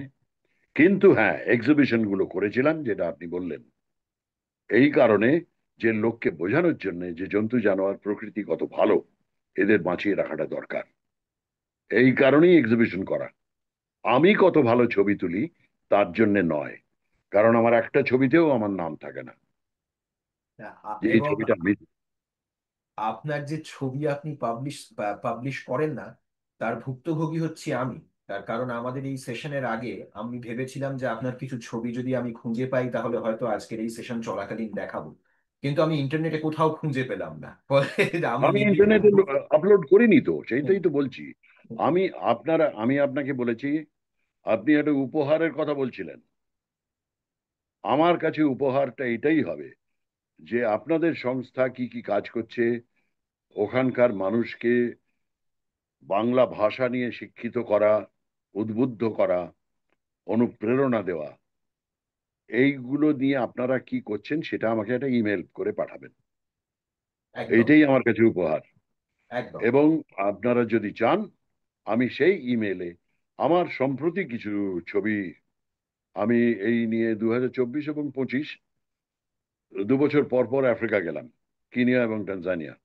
আমি বেশ কিছু ছবি তুলেছি এবং সেই ছবিগুলো যদি আপনারা দেখতে চান, আমি আপনাদের ওই ছোট সাইজ করে একটু পাঠিয়ে দেবো, আপনারা দেখে নেবেন। অবশ্যই। অবশ্যই। ওগুলো অবশ্যই। বড় বড় ছবি পাঠাতে গেলে সেই ট্রান্সফার ইত্যাদি ইত্যাদি করতে হবে। অত কিছু না, আমি একটু ছোট ছোট করে পাঠাবো, আপনারা নিজেদের কম্পিউটারে আপনারা দেখে নিতে পারেন। অবশ্যই। অবশ্যই। একদম। এবার আমাদের একজন শ্রোতা প্রশ্ন আছে একটা, সায়ন, তুমি যদি আনমিউট করে তোমার প্রশ্নটা করো। হ্যাঁ, বলুন। নম- নমস্কার বিনুদা। নমস্কার। হ্যাঁ, আমার একটাই প্রশ্ন। আমি তো তোমার বিরাট বড় ফ্যান। আমার তো রাতে ঘুম হয় না তোমার ভয়েস না শুনলে। আমি ওই সানডে সাসপেন্স আমার সারাক্ষণ কানে চলতে থাকে। কি কিন্তু কাণ্ড! হ্যাঁ, ওটা ওটা আমার অভ্যেস। সানডে সাসপেন্স আমার কানে চলতে থাকে তো ঘুমানোর জন্য। আহ বাট আমার একটা প্রশ্ন আছে, যে তোমার একমাত্র ফেলুদার সিনেমা যেখানে তুমি সৌমিত্রর মুখোমুখি হয়েছিলে, যেটা হচ্ছে অমর্ষের নন্দন রহস্য। তো হ্যাঁ, তখন তোমার কেমন লেগেছিল যে সৌমিত্রর সঙ্গে মানে ফেলুদা, দুই ফেলুদা মুখোমুখি? আম, তখন তো তিনি ফেলুদা ছিলেন না, তখন তিনি না অম্বর সেন মানে ছিলেন। ওই আর কি। হ্যাঁ, এবং আমার তার আগে অনেকবার তার সঙ্গে কাজ করেছি। সৌমিত্র চট্টোপাধ্যায়ের সঙ্গে আমার কাজ, আমার জীবনের শুরু হচ্ছে ওনার সঙ্গে। প্রথম টেলিভিশনের কাজ ওনার সঙ্গে, প্রথম সিনেমার কাজ ওনার সঙ্গে। এবং আম, উনি আমার কি বলবো, আমার গ্রামতুতো শ্বশুর মশাই। কারণ সৌমিত্র চট্টোপাধ্যায় এবং সৌমিত্র চট্টোপাধ্যায়ের এবং আমার শ্বশুর মশাই, তারা দুজনেই কৃষ্ণনগরের লোক। আমিও। ও, আপনিও? বেশ, তাহলে আপনিও শ্বশুর তুতো হয়ে গেলেন, মানে কৃষ্ণনগর তুতো। বলছি যে সৌমিত্র চট্টোপাধ্যায়ের দাদা এবং আমার শ্বশুর মশাই, তারা সহপাঠী ছিলেন। তো সৌমিত্র চট্টোপাধ্যায় এক হিসেবে আমার গ্রামতুতো শ্বশুর মশাই। তো আহ, সেহেতু তার সঙ্গে একটু হৃদ্যতাটা বেশি ছিল।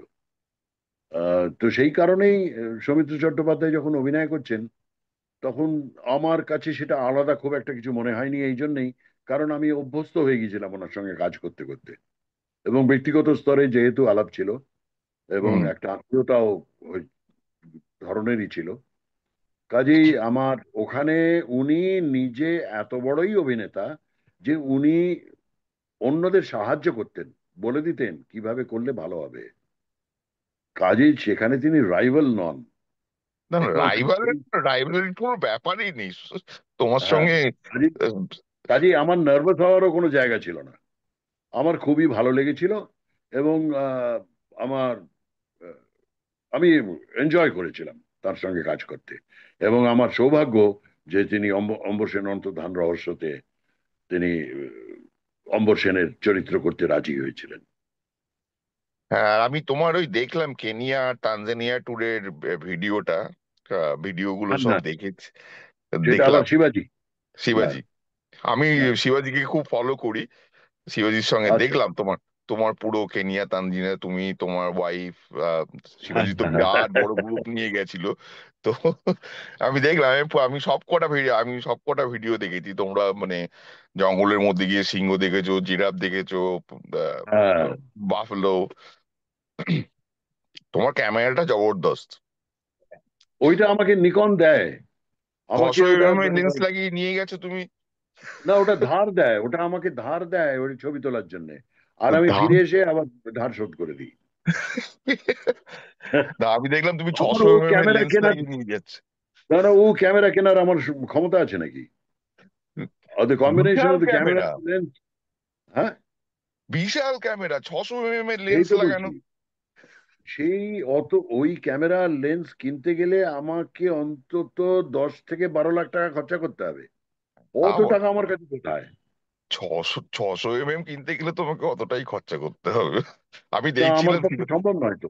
সেই শিবা, জন্যই আমাকে নিকনকে অনুরোধ করেছিলাম, তারা আমাকে ধার দিয়েছিলেন, সেই ক্যামেরা এখনো দেন, এবং আমি বেড়াতে গিয়ে ছবি তুলে আবার তাদের ফেরত দিয়ে দিই। এটা একটা ভালো জিনিস, এটা আমাকে করে এক্সপ্লোর করে দেখতে হবে যদি এখানে কিছু পাওয়া যায় এরকম। আচ্ছা, আমরা এবার বেড়ানো থেকে সায়ন, খুব ভালো প্রশ্ন, অনেক ধন্যবাদ। আমি আপনাকে একটা প্রশ্ন করব, আপনি এটা ভাবতে একটু সময় নিতে পারেন, তার মধ্যে হয়তো আমরা আরো কয়েকটা প্রশ্ন নিয়ে নেব। তা একটা আমার প্রশ্ন হচ্ছে, মনে করুন সত্যজিৎ রায় কোনো ফেলুদার ফেলুদার চলচ্চিত্র বানান। মনে করুন আপনি অভিনয় করেননি 17টা না 18টা, যেটা আপনি সন্দীপ রায়ের সঙ্গে কাজ করেছেন, বা তারপরেও কেউ কোনো চলচ্চিত্রায়ন করেননি ফেলুদার গল্পে। আপনাকে দায়িত্ব দেওয়া হলো, আপনি পরিচালক, এবং আপনাকে কিছু চরিত্র বেছে নিতে হবে, কাস্টিং ডিরেক্টরও বটে, এবং আপনার স্বাধীনতা আছে। আপনি সত্যজিৎ রায় ফেলুদা লেখার পর থেকে যতজন, আমি পিরিয়ডটাকে কনস্ট্যান্ট ধরছি না, আপনি যে কাউকে বেছে নিতে পারেন। আমি আপনাকে 5টা চরিত্র জিজ্ঞেস করব যে আপনার পছন্দের প্রথম অভিনেতা কে হবেন। আহ প্রথম, সিধু জ্যাঠা। আমি আপনাকে আগেই বলে দিই যে আমার পরিচালনা করার কোনো রকম ইচ্ছেই নেই, কোনো বাসনাই নেই। কাজেই আমাকে এই প্রশ্ন করে এর উত্তর পাবেন না। কারণ আমার মনে হয় যে এটা একটা অত্যন্ত কঠিন কাজ। এই কারণ এই পরিচালক হওয়া এবং কাস্টিং ডিরেক্টর হওয়া, এটা হচ্ছে একটা দুরূহ কাজ, যেটা আমার পক্ষে এ জন্মে তো হবে না, পরের জন্মে হবে কিনা একটু ভেবে দেখবো। আচ্ছা, ঠিক তো আছে। কিন্তু আহ, আমার কাছে যখন সন্দীপ রায় জানতে চেয়েছিলেন যে আহ, যখন আমি বললাম যে না, আমি আর অভিনয় করব না, যে আমাকে এবারে ছেড়ে দিন, কারণ আমার পক্ষে আর সম্ভব হচ্ছে না, আহ, হাঁটুতে ব্যথা, কোমরে আর জোর নেই, তো এইসব কারণে আমি ছেড়ে দিতে চাইছিলাম।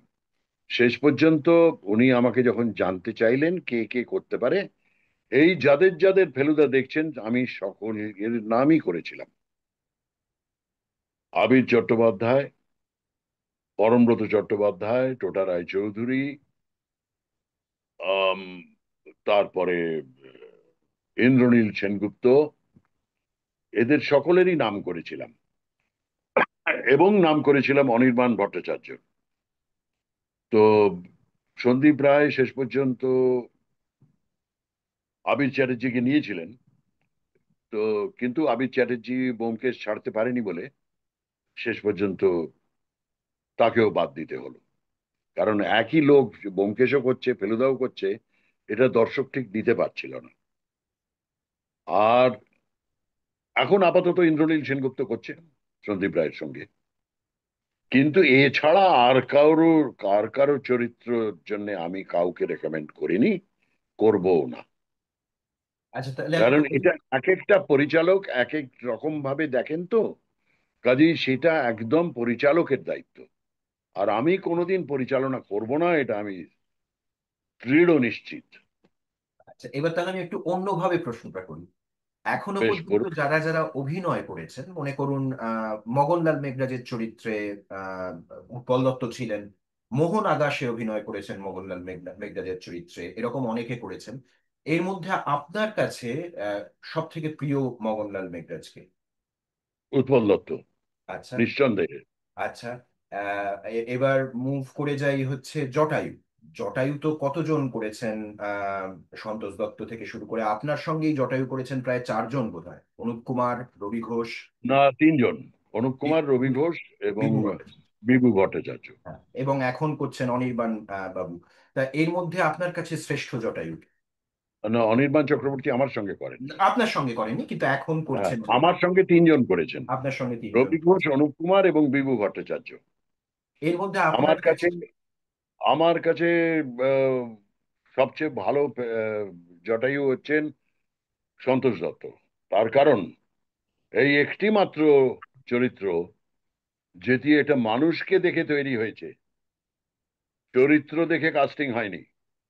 আপনারা হয়তো জানেন না, কারণ তার আগে পর্যন্ত লালমোহন বাবুর আদলে যে চরিত্রটি ছিল, সেটি ছিল রোগা, একটা বড় মাথা, ছোট্ট খাট্ট চশমা পরা একটি লোক। সেই চরিত্রটাকে মডিফাই করা হলো লালমোহন গাঙ্গুলি হিসেবে, যখন সন্তোষ দত্তকে উনি সিলেক্ট করলেন যে জটায়ু করবেন। কাজেই সেটা একমাত্র চরিত্র বোধহয় যেটা মানুষকে দেখে তৈরি করা, তার কোনো ডুপ্লিকেট হয় না, তার কোনো সাবস্টিটিউট হয় না। সেই কারণেই হচ্ছে সত্য উম, সত্যজিৎ রায়ের জটায়ু সন্তোষ দত্ত ছাড়া আর ভাবা যায় না। যদিও বিভুদা অত্যন্ত ভালো কাজ করেছিলেন, এবং ওনার শেষ ছবি রয়্যাল বেঙ্গল রহস্য, সেখানে অনেকটাই উনি রপ্ত করে ফেলেছিলেন জটায়ুর চরিত্রটা। তবে হ্যাঁ, এটা বলতেই হবে যে রবি ঘোষ এত ভালো অভিনেতা, অনুপ কুমার এত উঁচু দরের অভিনেতা, তাদেরকে ঠিক মানাচ্ছিল না, কোনো মতেই ঠিক মানাচ্ছিল না। কিন্তু সন্দীপ রায়ের হাতে তো আর কোনো চয়েসও ছিল না। তবে বিভু ভট্টাচার্য আস্তে আস্তে রপ্ত করে ফেলেছিলেন। আমাদের দুর্ভাগ্য যে তিনি চলে গেলেন। এটা তো অনেকে বলে নাকি জটায়ুর চরিত্রের একটা আহ, মানে এটা একটা জিঙ্কস আছে, মানে যারা জটায়ু জটায়ু করেন তারাই কেন? জটায়ু। এটা সিধু জ্যাঠার জিংস নেই? হ্যাঁ। ওভাবে বলা যায় না। তাহলে তো রবীন্দ্রনাথ ঠাকুরের চতুরঙ্গ আপনি কি বলবেন? যতবার চতুরঙ্গ ছবি হয়েছে ততবার কেউ মারা গেছে, চতুরঙ্গ হলো না কেন? যখন চতুরঙ্গ হয়েছে তখনই কেউ না কেউ মারা গেছেন। তাহলে তো রবীন্দ্রনাথ ঠাকুরের চতুরঙ্গও জিংসড। আচ্ছা, আমি ফেলুদার প্রশ্নটা কি করব? হ্যাঁ, যে নিশ্চয়ই। আপনার মানে যেরকম আমি প্রশ্ন করলাম আপনাকে জটায়ু বা মোগনলাল সম্পর্কে, আপনার কাছে শ্রেষ্ঠ ফেলুদা কে? অভিনয়ের দিক থেকে। শ্রেষ্ঠ ফেলুদা হ্যাঁ। অবভিয়াসলি সৌমিত্র চট্টোপাধ্যায়। আচ্ছা। আপনি তার যতটা অবভিয়াসলি বলছেন, আমি সম্প্রতি একটুখানি দর্শকদের রিয়াকশন দেখছিলাম। মতামতটা কিন্তু আমি প্রায় দেখলাম 50% সব্যসাচী চক্রবর্তী, 50% সৌমিত্র চট্টোপাধ্যায়। আহ, আমি খুব সততার সঙ্গে আপনাকে বলছি, আমার কাছেও শ্রেষ্ঠ সৌমিত্র চট্টোপাধ্যায় ফেলুদা হিসেবে, এবং আপনি অবশ্যই তারপরে খুব কাছাকাছি আছেন। কিন্তু ইন্টারনেটে আমি যখন দেখছিলাম লোকের মতামত, তার মধ্যে প্রায় 50% ভাগ আপনাকে বেশি পছন্দ করেন, প্রায় 50% মানুষ সৌমিত্র বাবুকে বেশি পছন্দ করেন, প্রায় 50% মানুষ।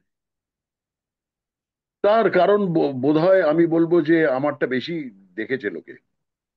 কারণ সৌমিত্রবাবু তো খালি দুটো দুটোই করেছিলেন বড় করেছেন। পর্দায়, আর দুটো করেছিলেন ছোট পর্দায়। হুম।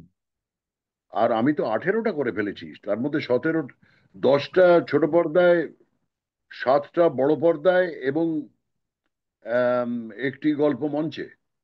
কাজেই আমাকে বেশি দেখেছে বলে লোকে হয়তো 50% হয়েছে, না হলে হয়তো 20%ও হতো না। না না, অবশ্যই। এবার আমি একটা প্রশ্নে চলে যাই। আমাদের একজন স্কুলেরই ছাত্র, সে এখন প্রাক্তনী হয়ে গেছে, সে আমাদের স্কুল হ্যাঁ, থেকে গ্র্যাজুয়েট করেছে, রিভু, এবং সে আমার পুত্রও বটে। ওর একটা প্রশ্ন আছে আপনার জন্য। রিভু বেশ, আনমিউট করে বিষয়টা। নিশ্চয়ই। নমস্কার। আমি আহ, নমস্কার। আগে আমি আগে থেকেই বলে দিচ্ছি, আপনার গল্প সানডে সাসপেন্সে আমি শুনছি যখন আমার 4 বছর বয়স। তো তবে থেকে আমি শুনছি। তো আপনার দারুণ। গলা শুনেই আমি বড় হয়েছি বেসিক্যালি। আমার একটা প্রশ্ন ছিল, সেটা অলরেডি আপনি ক্ল্যারিফাই করেছেন একটুখানি, কিন্তু এই প্রশ্ন আমি এখনো জিজ্ঞেস করব। আপনি তো অনেক দিনের জন্য ফেলুদার চরিত্রে অভিনয় করেছেন। যদি কখনো একটা অপরচুনিটি আসতো যে আপনি একটা বিদেশি গোয়েন্দার চরিত্রে অভিনয় করতে পারতেন, যেমন হোমস বা পোয়ারো, আপনি কি ওই অপরচুনিটিটা নিতেন? আর যদি নিতেন, কে হতেন, কোনটা? আমি একবার এখানে একটা বাংলায় তারা শার্লক হোমস করার চেষ্টা করেছিল, তাতে আমাকে শার্লক হোমস হিসেবে কাস্টিং করেছিল। এবং তখন আমি তবে একটা না দুটো ফেলুদা টেলিভিশনে করেছি, তখন আমাকে দিয়ে শার্লক হোমসটা করানো হয়েছিল। এবং আমাদের বাড়ির আসবাবপত্র সমস্ত কিছু সাজানো হয়েছিল অ্যাকচুয়ালি ওই ইংলিশ প্যাটার্নে। আমাদের জামা কাপড়ও সেরকম পরানো হয়েছিল, শুধুমাত্র সংলাপগুলো বাংলায় ছিল এবং অত্যন্ত নিম্নমানের করেছিলাম। আমি ওটা দেখার পর আমি বলেছিলাম যে আমি এইটা শেষ করতে পারছি না। তার কারণ আমার নিজের ব্যক্তিগতভাবে মনে হচ্ছে আমি একেবারেই পাচ্ছি না। কাজেই সেই শার্লক হোমসটাকে আমি বলেছিলাম দয়া করে ফেলে দিন, বা আপনি অন্য কাউকে দিয়ে এই চরিত্রটা করান, আমার দ্বারায় হবে না। এবং আমি সেই টেলিভিশনের জন্যই হচ্ছিল, এবং সেই শার্লক হোমস আর গল্পটা হচ্ছিল হাউন্ড অফ বাস্কারভিলস। ও তো সেটা আমার পক্ষে একেবারেই সম্ভব হলো না, আমি পালিয়ে এসেছিলাম। এবং আমি কাকাবাবু করেছিলাম, যদিও কাকাবাবু গোয়েন্দা নয়, কাকাবাবু অ্যাডভেঞ্চারার। কাকাবাবু তিনটে করেছি আমি, এবং যথেষ্ট সফলভাবে করেছি। কিন্তু ব্যোমকেশটা আমি তারপর থেকে ঠিক করেছি আর কোনো গোয়েন্দা আমি করব না, কোনো মতেই নয়। আমি আহ, যা করেছি এটাই যথেষ্ট। এবং রেডিও মির্চি থেকে আমাকে বারবার অনুরোধ করা হয়েছিল বলে আমি বলেছিলাম যে হ্যাঁ, ফেলুদার গল্প হলে করব, আর কোনো গল্প করব না, আহ, অন্য কোনো গোয়েন্দা করব না। তো শেষ পর্যন্ত আমি তাই হয়েছিল যে আমি আম, অন্যান্য গল্পগুলোও করেছিলাম, বেশ বেশ কয়েকটা গল্প করেছিলাম। আপনি আম, ডিয়েগো অ্যালভারেজও করেছিলেন চাঁদের আমি পাহাড়ে। অ্যালভারেজ করেছিলাম, তার কারণ চাঁদের পাহাড় আমার ভীষণই প্রিয় একটি আহ, উপন্যাস। এবং আমাকে যখন বলা হলো যে ডিয়েগো অ্যালভারেজ করবেন, আমি বললাম হ্যাঁ করব। হুম। আমি জানি না ওটা ভালো হয়েছিল কিনা, আর লোকের খুব পছন্দ অসাধারণ হয়েছিল। হয়েছিল। আপনার আমি গলা তো জানি না, অসাধারণ কারণ ওটা হয়েছিল। অ্যালভারেজ একটা অদ্ভুত অ্যাকসেন্টে এটা বাংলা বলিয়েছিল আমাকে। আমি জানি না whether it was acceptable or not, না কিন্তু হয়ে গেছে। হয়ে গেছে, ঠিক আছে। অনেকেই আমাকে বলেছে উফ, অ্যালভারেজ হিসেবে আপনি দারুণ। আমি বলেছি ধন্যবাদ, আমার ব্যক্তিগতভাবে পছন্দের নয়। হুম। রিভু, অনেক ধন্যবাদ তোমার প্রশ্নের জন্য। আমাদের সময় অভাব একটু আছে। আমি সব্যসাচী বাবুর পেছনে ঘড়িটা দেখতে পাচ্ছি এবং আমার মাঝে মাঝে ভয় লাগছে যে আমরা অনেকক্ষণ সময় নিয়ে নিচ্ছি। হ্যাঁ, ওইটা দেখেছেন তো আমার এখানে প্রায় যে আমরা সময়। 10 মিনিট নেব আপনার থেকে, তারপরেই ছেড়ে দেবো। এবং আমরা তাড়াতাড়ি চলে যাব আমাদের কোষাধ্যক্ষ সৌম্য ঘোষ। সৌম্যর একটা প্রশ্ন আছে, সৌম্যদের প্রশ্ন। নমস্কার সব্যসাচী বাবু, আমাদের অনেক সৌভাগ্য আজকে আপনাকে আমাদের মাঝে পেয়ে। আহ, আমি শুরু থেকে আপনার যে জার্নি, অভিনয় মানে নাটক, সেই নাটকে এত বছর আপনি যুক্ত ছিলেন এবং তারপর সিনেমা। আমরা আপনাকে জানিয়ে রাখি যে বাচ্চাদের বাংলা শেখানোর সাথে সাথে আমরা আরেকটি মাধ্যম আহ, আহ, ভীষণভাবে প্র্যাকটিস করি বাংলা ভাষার দখল বাড়াবার জন্য এবং বাংলা ভাষা চর্চা করার জন্য। সেটি হচ্ছে নাটক। তা আমাদের কোরকের একটা নাটকের গ্রুপও আছে এবং আমরা বাহ, প্রতি বছরই একটা প্রোডাকশন করি এবং সামহাও আমি সেই গ্রুপের ডিরেক্টর এবং অ্যাক্টরের কাজ করি। বাট আই এম অসাধারণ, যে আমাদের একটা খুব ভালো গ্রুপ তৈরি হচ্ছে। এবং কিছু বছর আগে যখন কোভিড হয়েছিল, যখন সবকিছুই ভার্চুয়াল মাধ্যমেই আহ, মানে পরিবেশনা করার একমাত্র উপায় ছিল, তখন এগেন এটা আমাদের সৌভাগ্য যে আহ, জয় বাবা ফেলুনাথের একটা খুব অ্যাব্রিক ছোট্ট ভার্সন তৈরি করেছিলাম।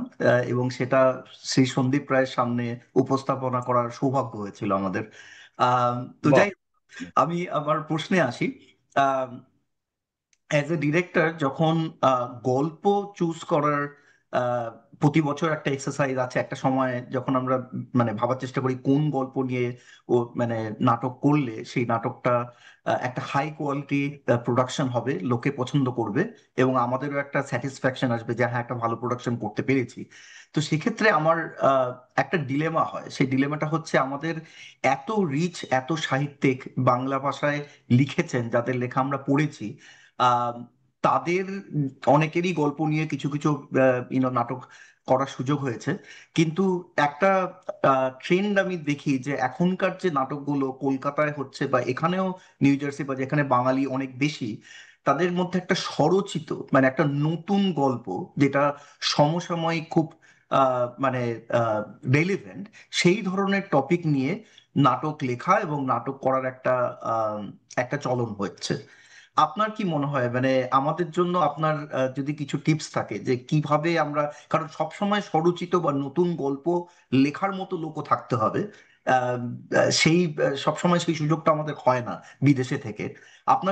আপনার কি মতামত বা আপনার যদি কিছু উপদেশ থাকে, ভেরি কিউরিয়াস টু হিয়ার। দেখুন, নাটক ব্যাপারটা হচ্ছে কি, নাটক একটা একটা বিরাট বড় মাপের নাটক করবেন না।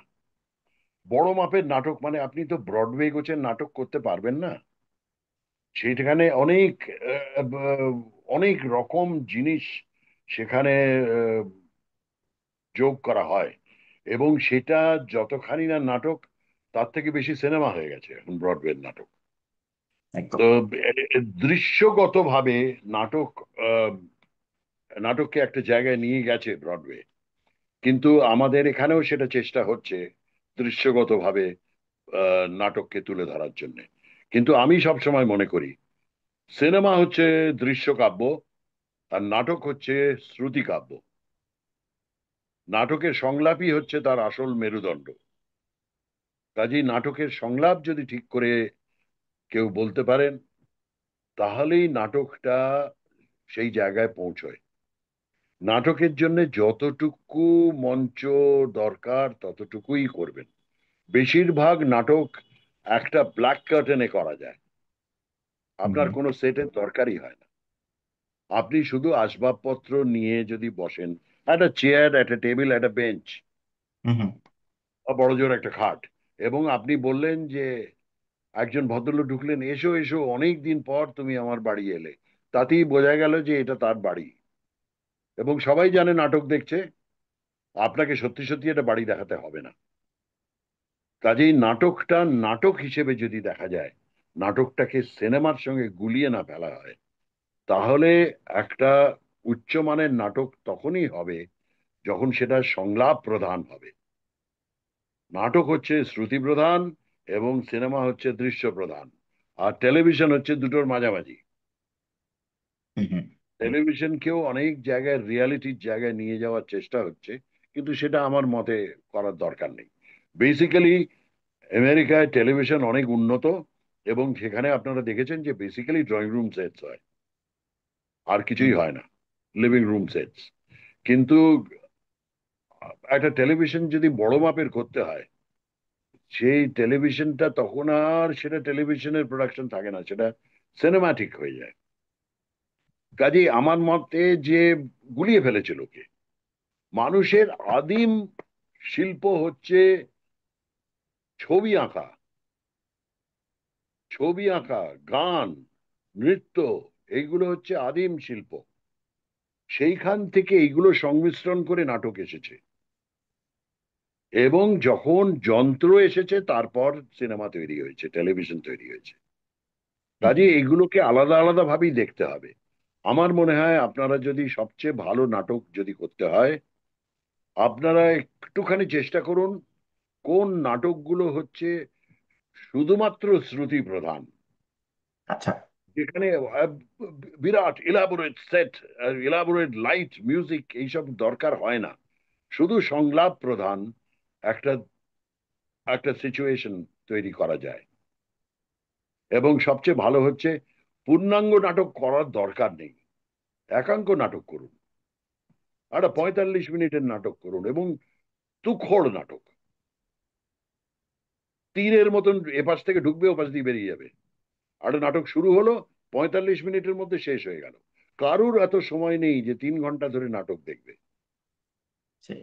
আর আজকের দিনে সিনেমার সঙ্গে আপনি নাটক প্রতিযোগিতায় পারবেন না।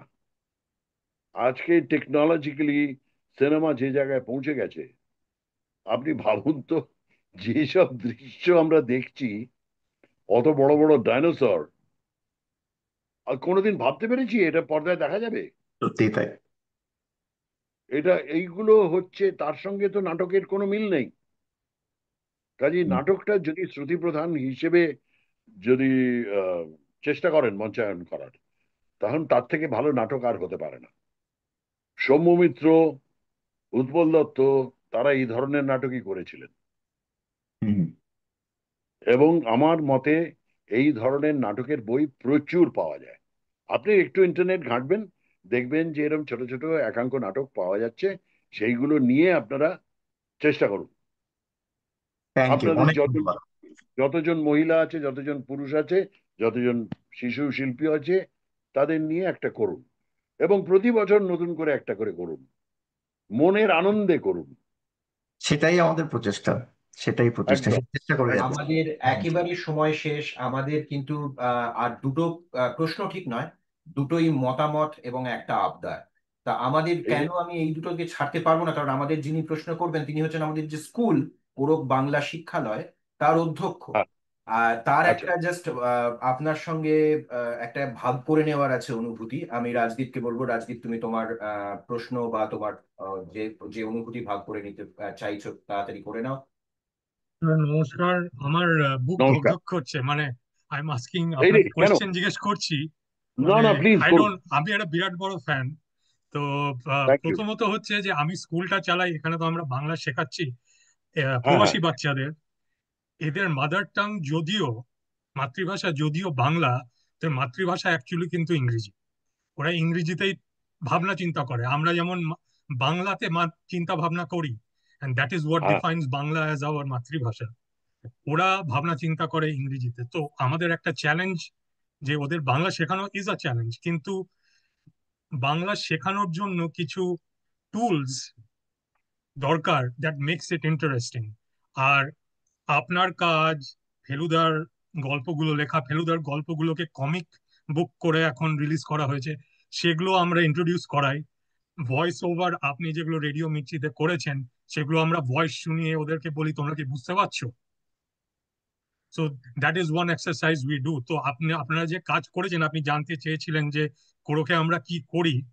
সো এটা, this is one way of trying to promote our language among our Absolutely. progeny who is growing in this country. To him, Bangla is not the এটা first এটা language. হবেই। আমি তো বললাম যে আমরা যখন দিল্লিতে বড় হচ্ছিলাম, আমরা বাঙালিরা একজন আরেকজনের সঙ্গে হিন্দিতে কথা বলতাম, এবং তার জন্য যথেষ্ট বকা খেয়েছিলাম বাড়িতে।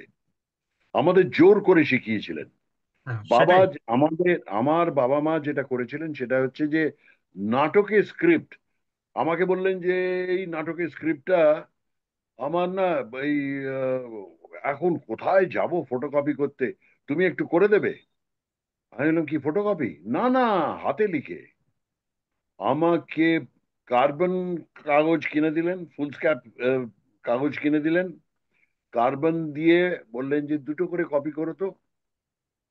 দিয়ে নাটকের স্ক্রিপ্টটা আমাকে দিয়ে চলে গেলেন।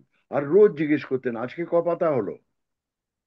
আমি ওইটা করতে করতে আমার বাংলা লেখা, বাংলা উচ্চারণ করা, বাংলা ভাষা বলা আমার আরো উন্নত হয়ে গেল। কারণ দিল্লিতে তো আমরা বাংলা পড়তাম না।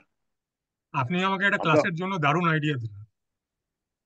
আপনি এটা করুন, বলে হ্যাঁ, এটা ওদেরকে করতে হবে। এটা দিয়ে এটা বলুন যে প্রথম আনফরচুনেটলি কথা হচ্ছে। আমাদের বাচ্চারা এখানে, মানে আপনারা যখন বড় হচ্ছিলেন তখন আপনারা আরো বাধ্য ছিলেন এখানে। They are, it is difficult, it's difficult I and know it's it is challenging. difficult. Spare the rod and but spoil the but child, এরকম আছে। তো আর কথা আরেকটা হচ্ছে না, আমি, এটা চেষ্টা করুন। হ্যাঁ আপনাদের ডেফিনেটলি। ওখানে, আপনাদের অ্যাসোসিয়েশনে কি বর্ণ পরিচয় বইটা আছে? হ্যাঁ, অ্যাবসলিউটলি, এই তো আমার তো পাশেই রাখা আছে। সেইটাকে, এই যে ও দাঁড়ান, আমি সেইটাকে ব্যাকগ্রাউন্ডটা দেখতে পাচ্ছেন। সেইটাই একদম, ওইটাকে চেষ্টা করুন। ক না, ওইটা তো খ গ ডেফিনেটলি চলছে, ঘটা ওইটা ডেফিনেটলি চেষ্টা করুন। চলছে, কিন্তু ওইটাকে আরেকটু ইন্টারেস্টিং করতে গেলে আপনার আরো কাজ, ইন্টারেস্টিং করুন। সেটা আপনি সেগুলো অন্তরা সেগুলোই চৌধুরী, সেগুলোই চাই। আপনি এই বাচ্চাদের গান আছে, গানের রেকর্ড ছিল আমাদের ছোটবেলায়। আপনারা চেষ্টা করুন তার ভিডিওটা জোগাড় করতে। হুম অয় হুম। অজগর আসছে তেড়ে হ্যাঁ হ্যাঁ, আমটি আমি নিশ্চয়ই খাবো ওগুলো পেড়ে। হয় আমাদের, ওগুলো হ্যাঁ, হয়। ইকড়ি বিকড়ি হ্যাঁ, চাম চিকড়ি, আবার সুকুমার রায়ের আবোল তাবোল, এইগুলো দিয়ে চেষ্টা করুন। আমাদের অ্যাকচুয়ালি স্যার, আপনি জানেন কিনা, আমাদের যে স্কুলের ক্লাস, সেগুলো সব সুকুমার রায়ের বিভিন্ন কবিতা নিয়ে। যেমন আমি আমি যে ছোটদের আমাদের যে ক্লাসটা হয়, একদম ছোটদের, সেই ক্লাসটার নাম হলো আল্লাদি। তার উপরের যে বাহ, ক্লাসটা, সেটার নাম হলো হযবরল। তার উপরের যে ক্লাসটা, সেটার নাম হলো পাগলা দাশু। আর একদম বাহ, ওপরের ক্লাসটা সেটার নাম হলো ডানপিটে। তো আমরা ওই দারুণ থিমটা দারুণ। নিয়েই উই আর মুভিং ফরওয়ার্ড। আজকে আমার নাতি, তার 2 বছর 2.5 বছর হতে চললো এখন। সে একটা স্কুলে এখানে পড়ছে, প্লে স্কুল। সেই স্কুলে যায় এবং সেখানে যতগুলো বাচ্চা আছে সবাই ইংরেজি বলে, আর কিছু কিছু বাচ্চা আছে যারা একটু হিন্দি বলে। একটা বাঙালি নেই, জানেন তো, কলকাতার বুকে। না, এটা অ্যাকচুয়ালি আনফরচুনেটলি এবং আমরা যখন আমার আমার বউ ওকে ছোটবেলা থেকে ওকে শেখাতে আরম্ভ করেছে আবোল তাবোল। এখনো বাবুরাম সাবুড়ে বলে। নিজে ভালো করে কথা বলতে পারে না, কিন্তু বাবুরাম সাবুড়ে বলে। এইটা এইটা বাবা মার দায়িত্ব, এটা অভিভাবকদের দায়িত্ব। আপনি কিভাবে তাকে তাকে ভালো লাগাবেন, এটা তা আপনাদের উপর নির্ভর করে। আমি ছোটবেলায় একদম পছন্দ করতাম না বাংলা কথা বলা। আমার বউ জীবনে বাংলা বলেনি। আমার বউ প্রথমত নর্থ ইন্ডিয়ায় মানুষ, এবং বহু বছর বিদেশে ছিল, এবং সে একেবারেই বাংলা পড়েনি। কিন্তু ওর বাড়িতে ওর বাবা মা ওকে কিছুতেই ছাড়েনি, বাংলা শিখিয়েই ছেড়েছে। এখনো ওর হিন্দি বেরিয়ে যায় বাংলা বলতে গেলে, কিন্তু সে বাংলা সিরিয়াল বাংলা সিনেমায় অভিনয় করছে, এমনি এমনি করছে। তার সব্যসাচী নিজের বাবু, চেষ্টায় সে করে ওই জায়গাটায় পৌঁছেছে। সব্যসাচী বাবু আমি এখনো মাঝে মধ্যে বেরিয়ে যায় যখন খুব জোরে বাজ পড়ে বা লাইটনিং হয়, তখন বলে যে কি জোরে বিজলি কড়াকলো। এটা বেরিয়ে যায়, কারণ ও তো নর্থ ইন্ডিয়ার মানুষ। সব্যসাচী বাবু, কিন্তু আপনি এখন আপনার আপনি আপনার এখন নাতির যথেষ্ট ভালো বাংলা বলে, এবং মাঝে মধ্যে কঠিন কঠিন বাংলা বলে, যেটা আমিও বুঝতে পারি না। সব্যসাচী বাবু, আপনি আপনার নাতির কথা বলছিলেন। আমরা গ্রেপ ভাইন থেকে খবর পেলাম যে সম্প্রতি হ্যালোইনে নাকি আপনার নাতি ব্যোমকেশ বক্সী সেজেছেন। একদম, হ্যাঁ। আপনি ওটা কি, আমি জানি না আপনারা ওটা ফেসবুকে দেখেছেন কিনা, না টুইটারে। ও ব্যোমকেশ সেজেছিল। এটা হচ্ছে আমার বৌমার কৃতিত্ব। তো বলল যে সবাই স্পাইডারম্যান, সুপারম্যান, ব্যাটম্যান সাজছে, আমার ছেলেকে আমি ব্যোমকেশ সাজাবো। ফেলুদার তো কোনো সেই হিসেবে আইডেন্টিটি নেই, যে একটা জিন্স আর পাঞ্জাবি পরাতে হবে, সেটাও হ্যান্ডেল করতে পারবে না। তো আমার মনে হয় যে ধুতি পাঞ্জাবিটা পরিয়ে দিয়ে চশমাটা পরিয়ে দিই, নিজের বাবার মতন ব্যোমকেশ সেজে গিয়েছিল হ্যালোইনে। বাহ। আমি আপনাকে আটকে রাখবো না।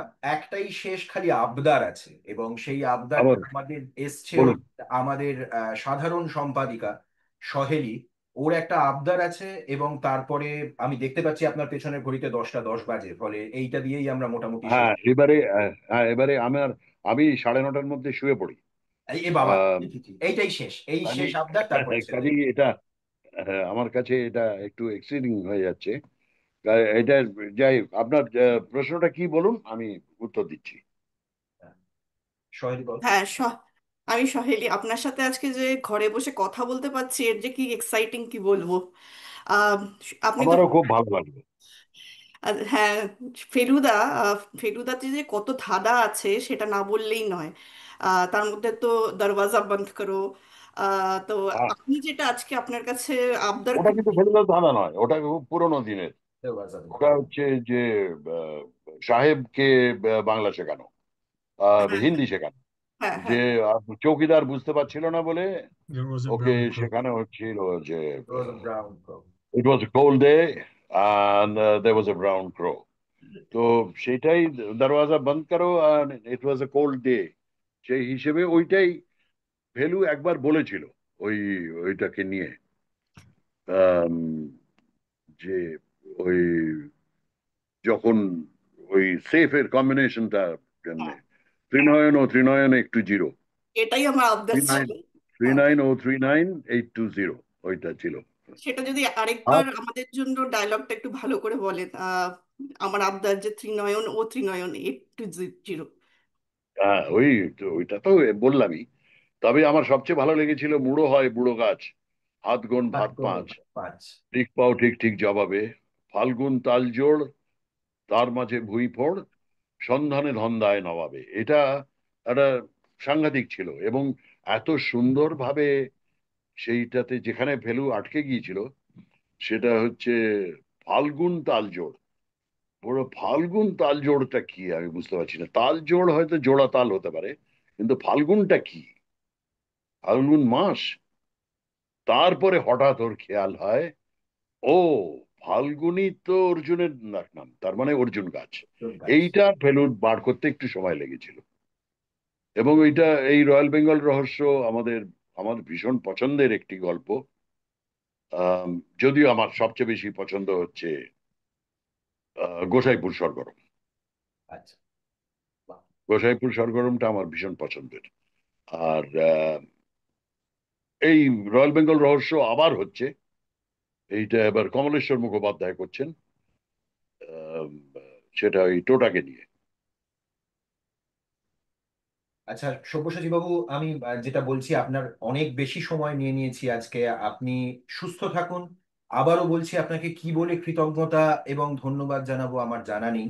আপনি যে আমাদের সঙ্গে এতখানি সময় কাটালেন, এবং আমাদের ক্ষমা করে দেবেন আপনাকে এতক্ষণ আটকে রাখলাম বলে।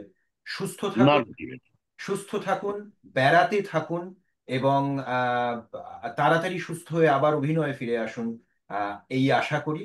খুব ভালো থাকবেন। নমস্কার। নমস্কার। নমস্কার। নমস্কার। ধন্যবাদ। নমস্কার। নমস্কার।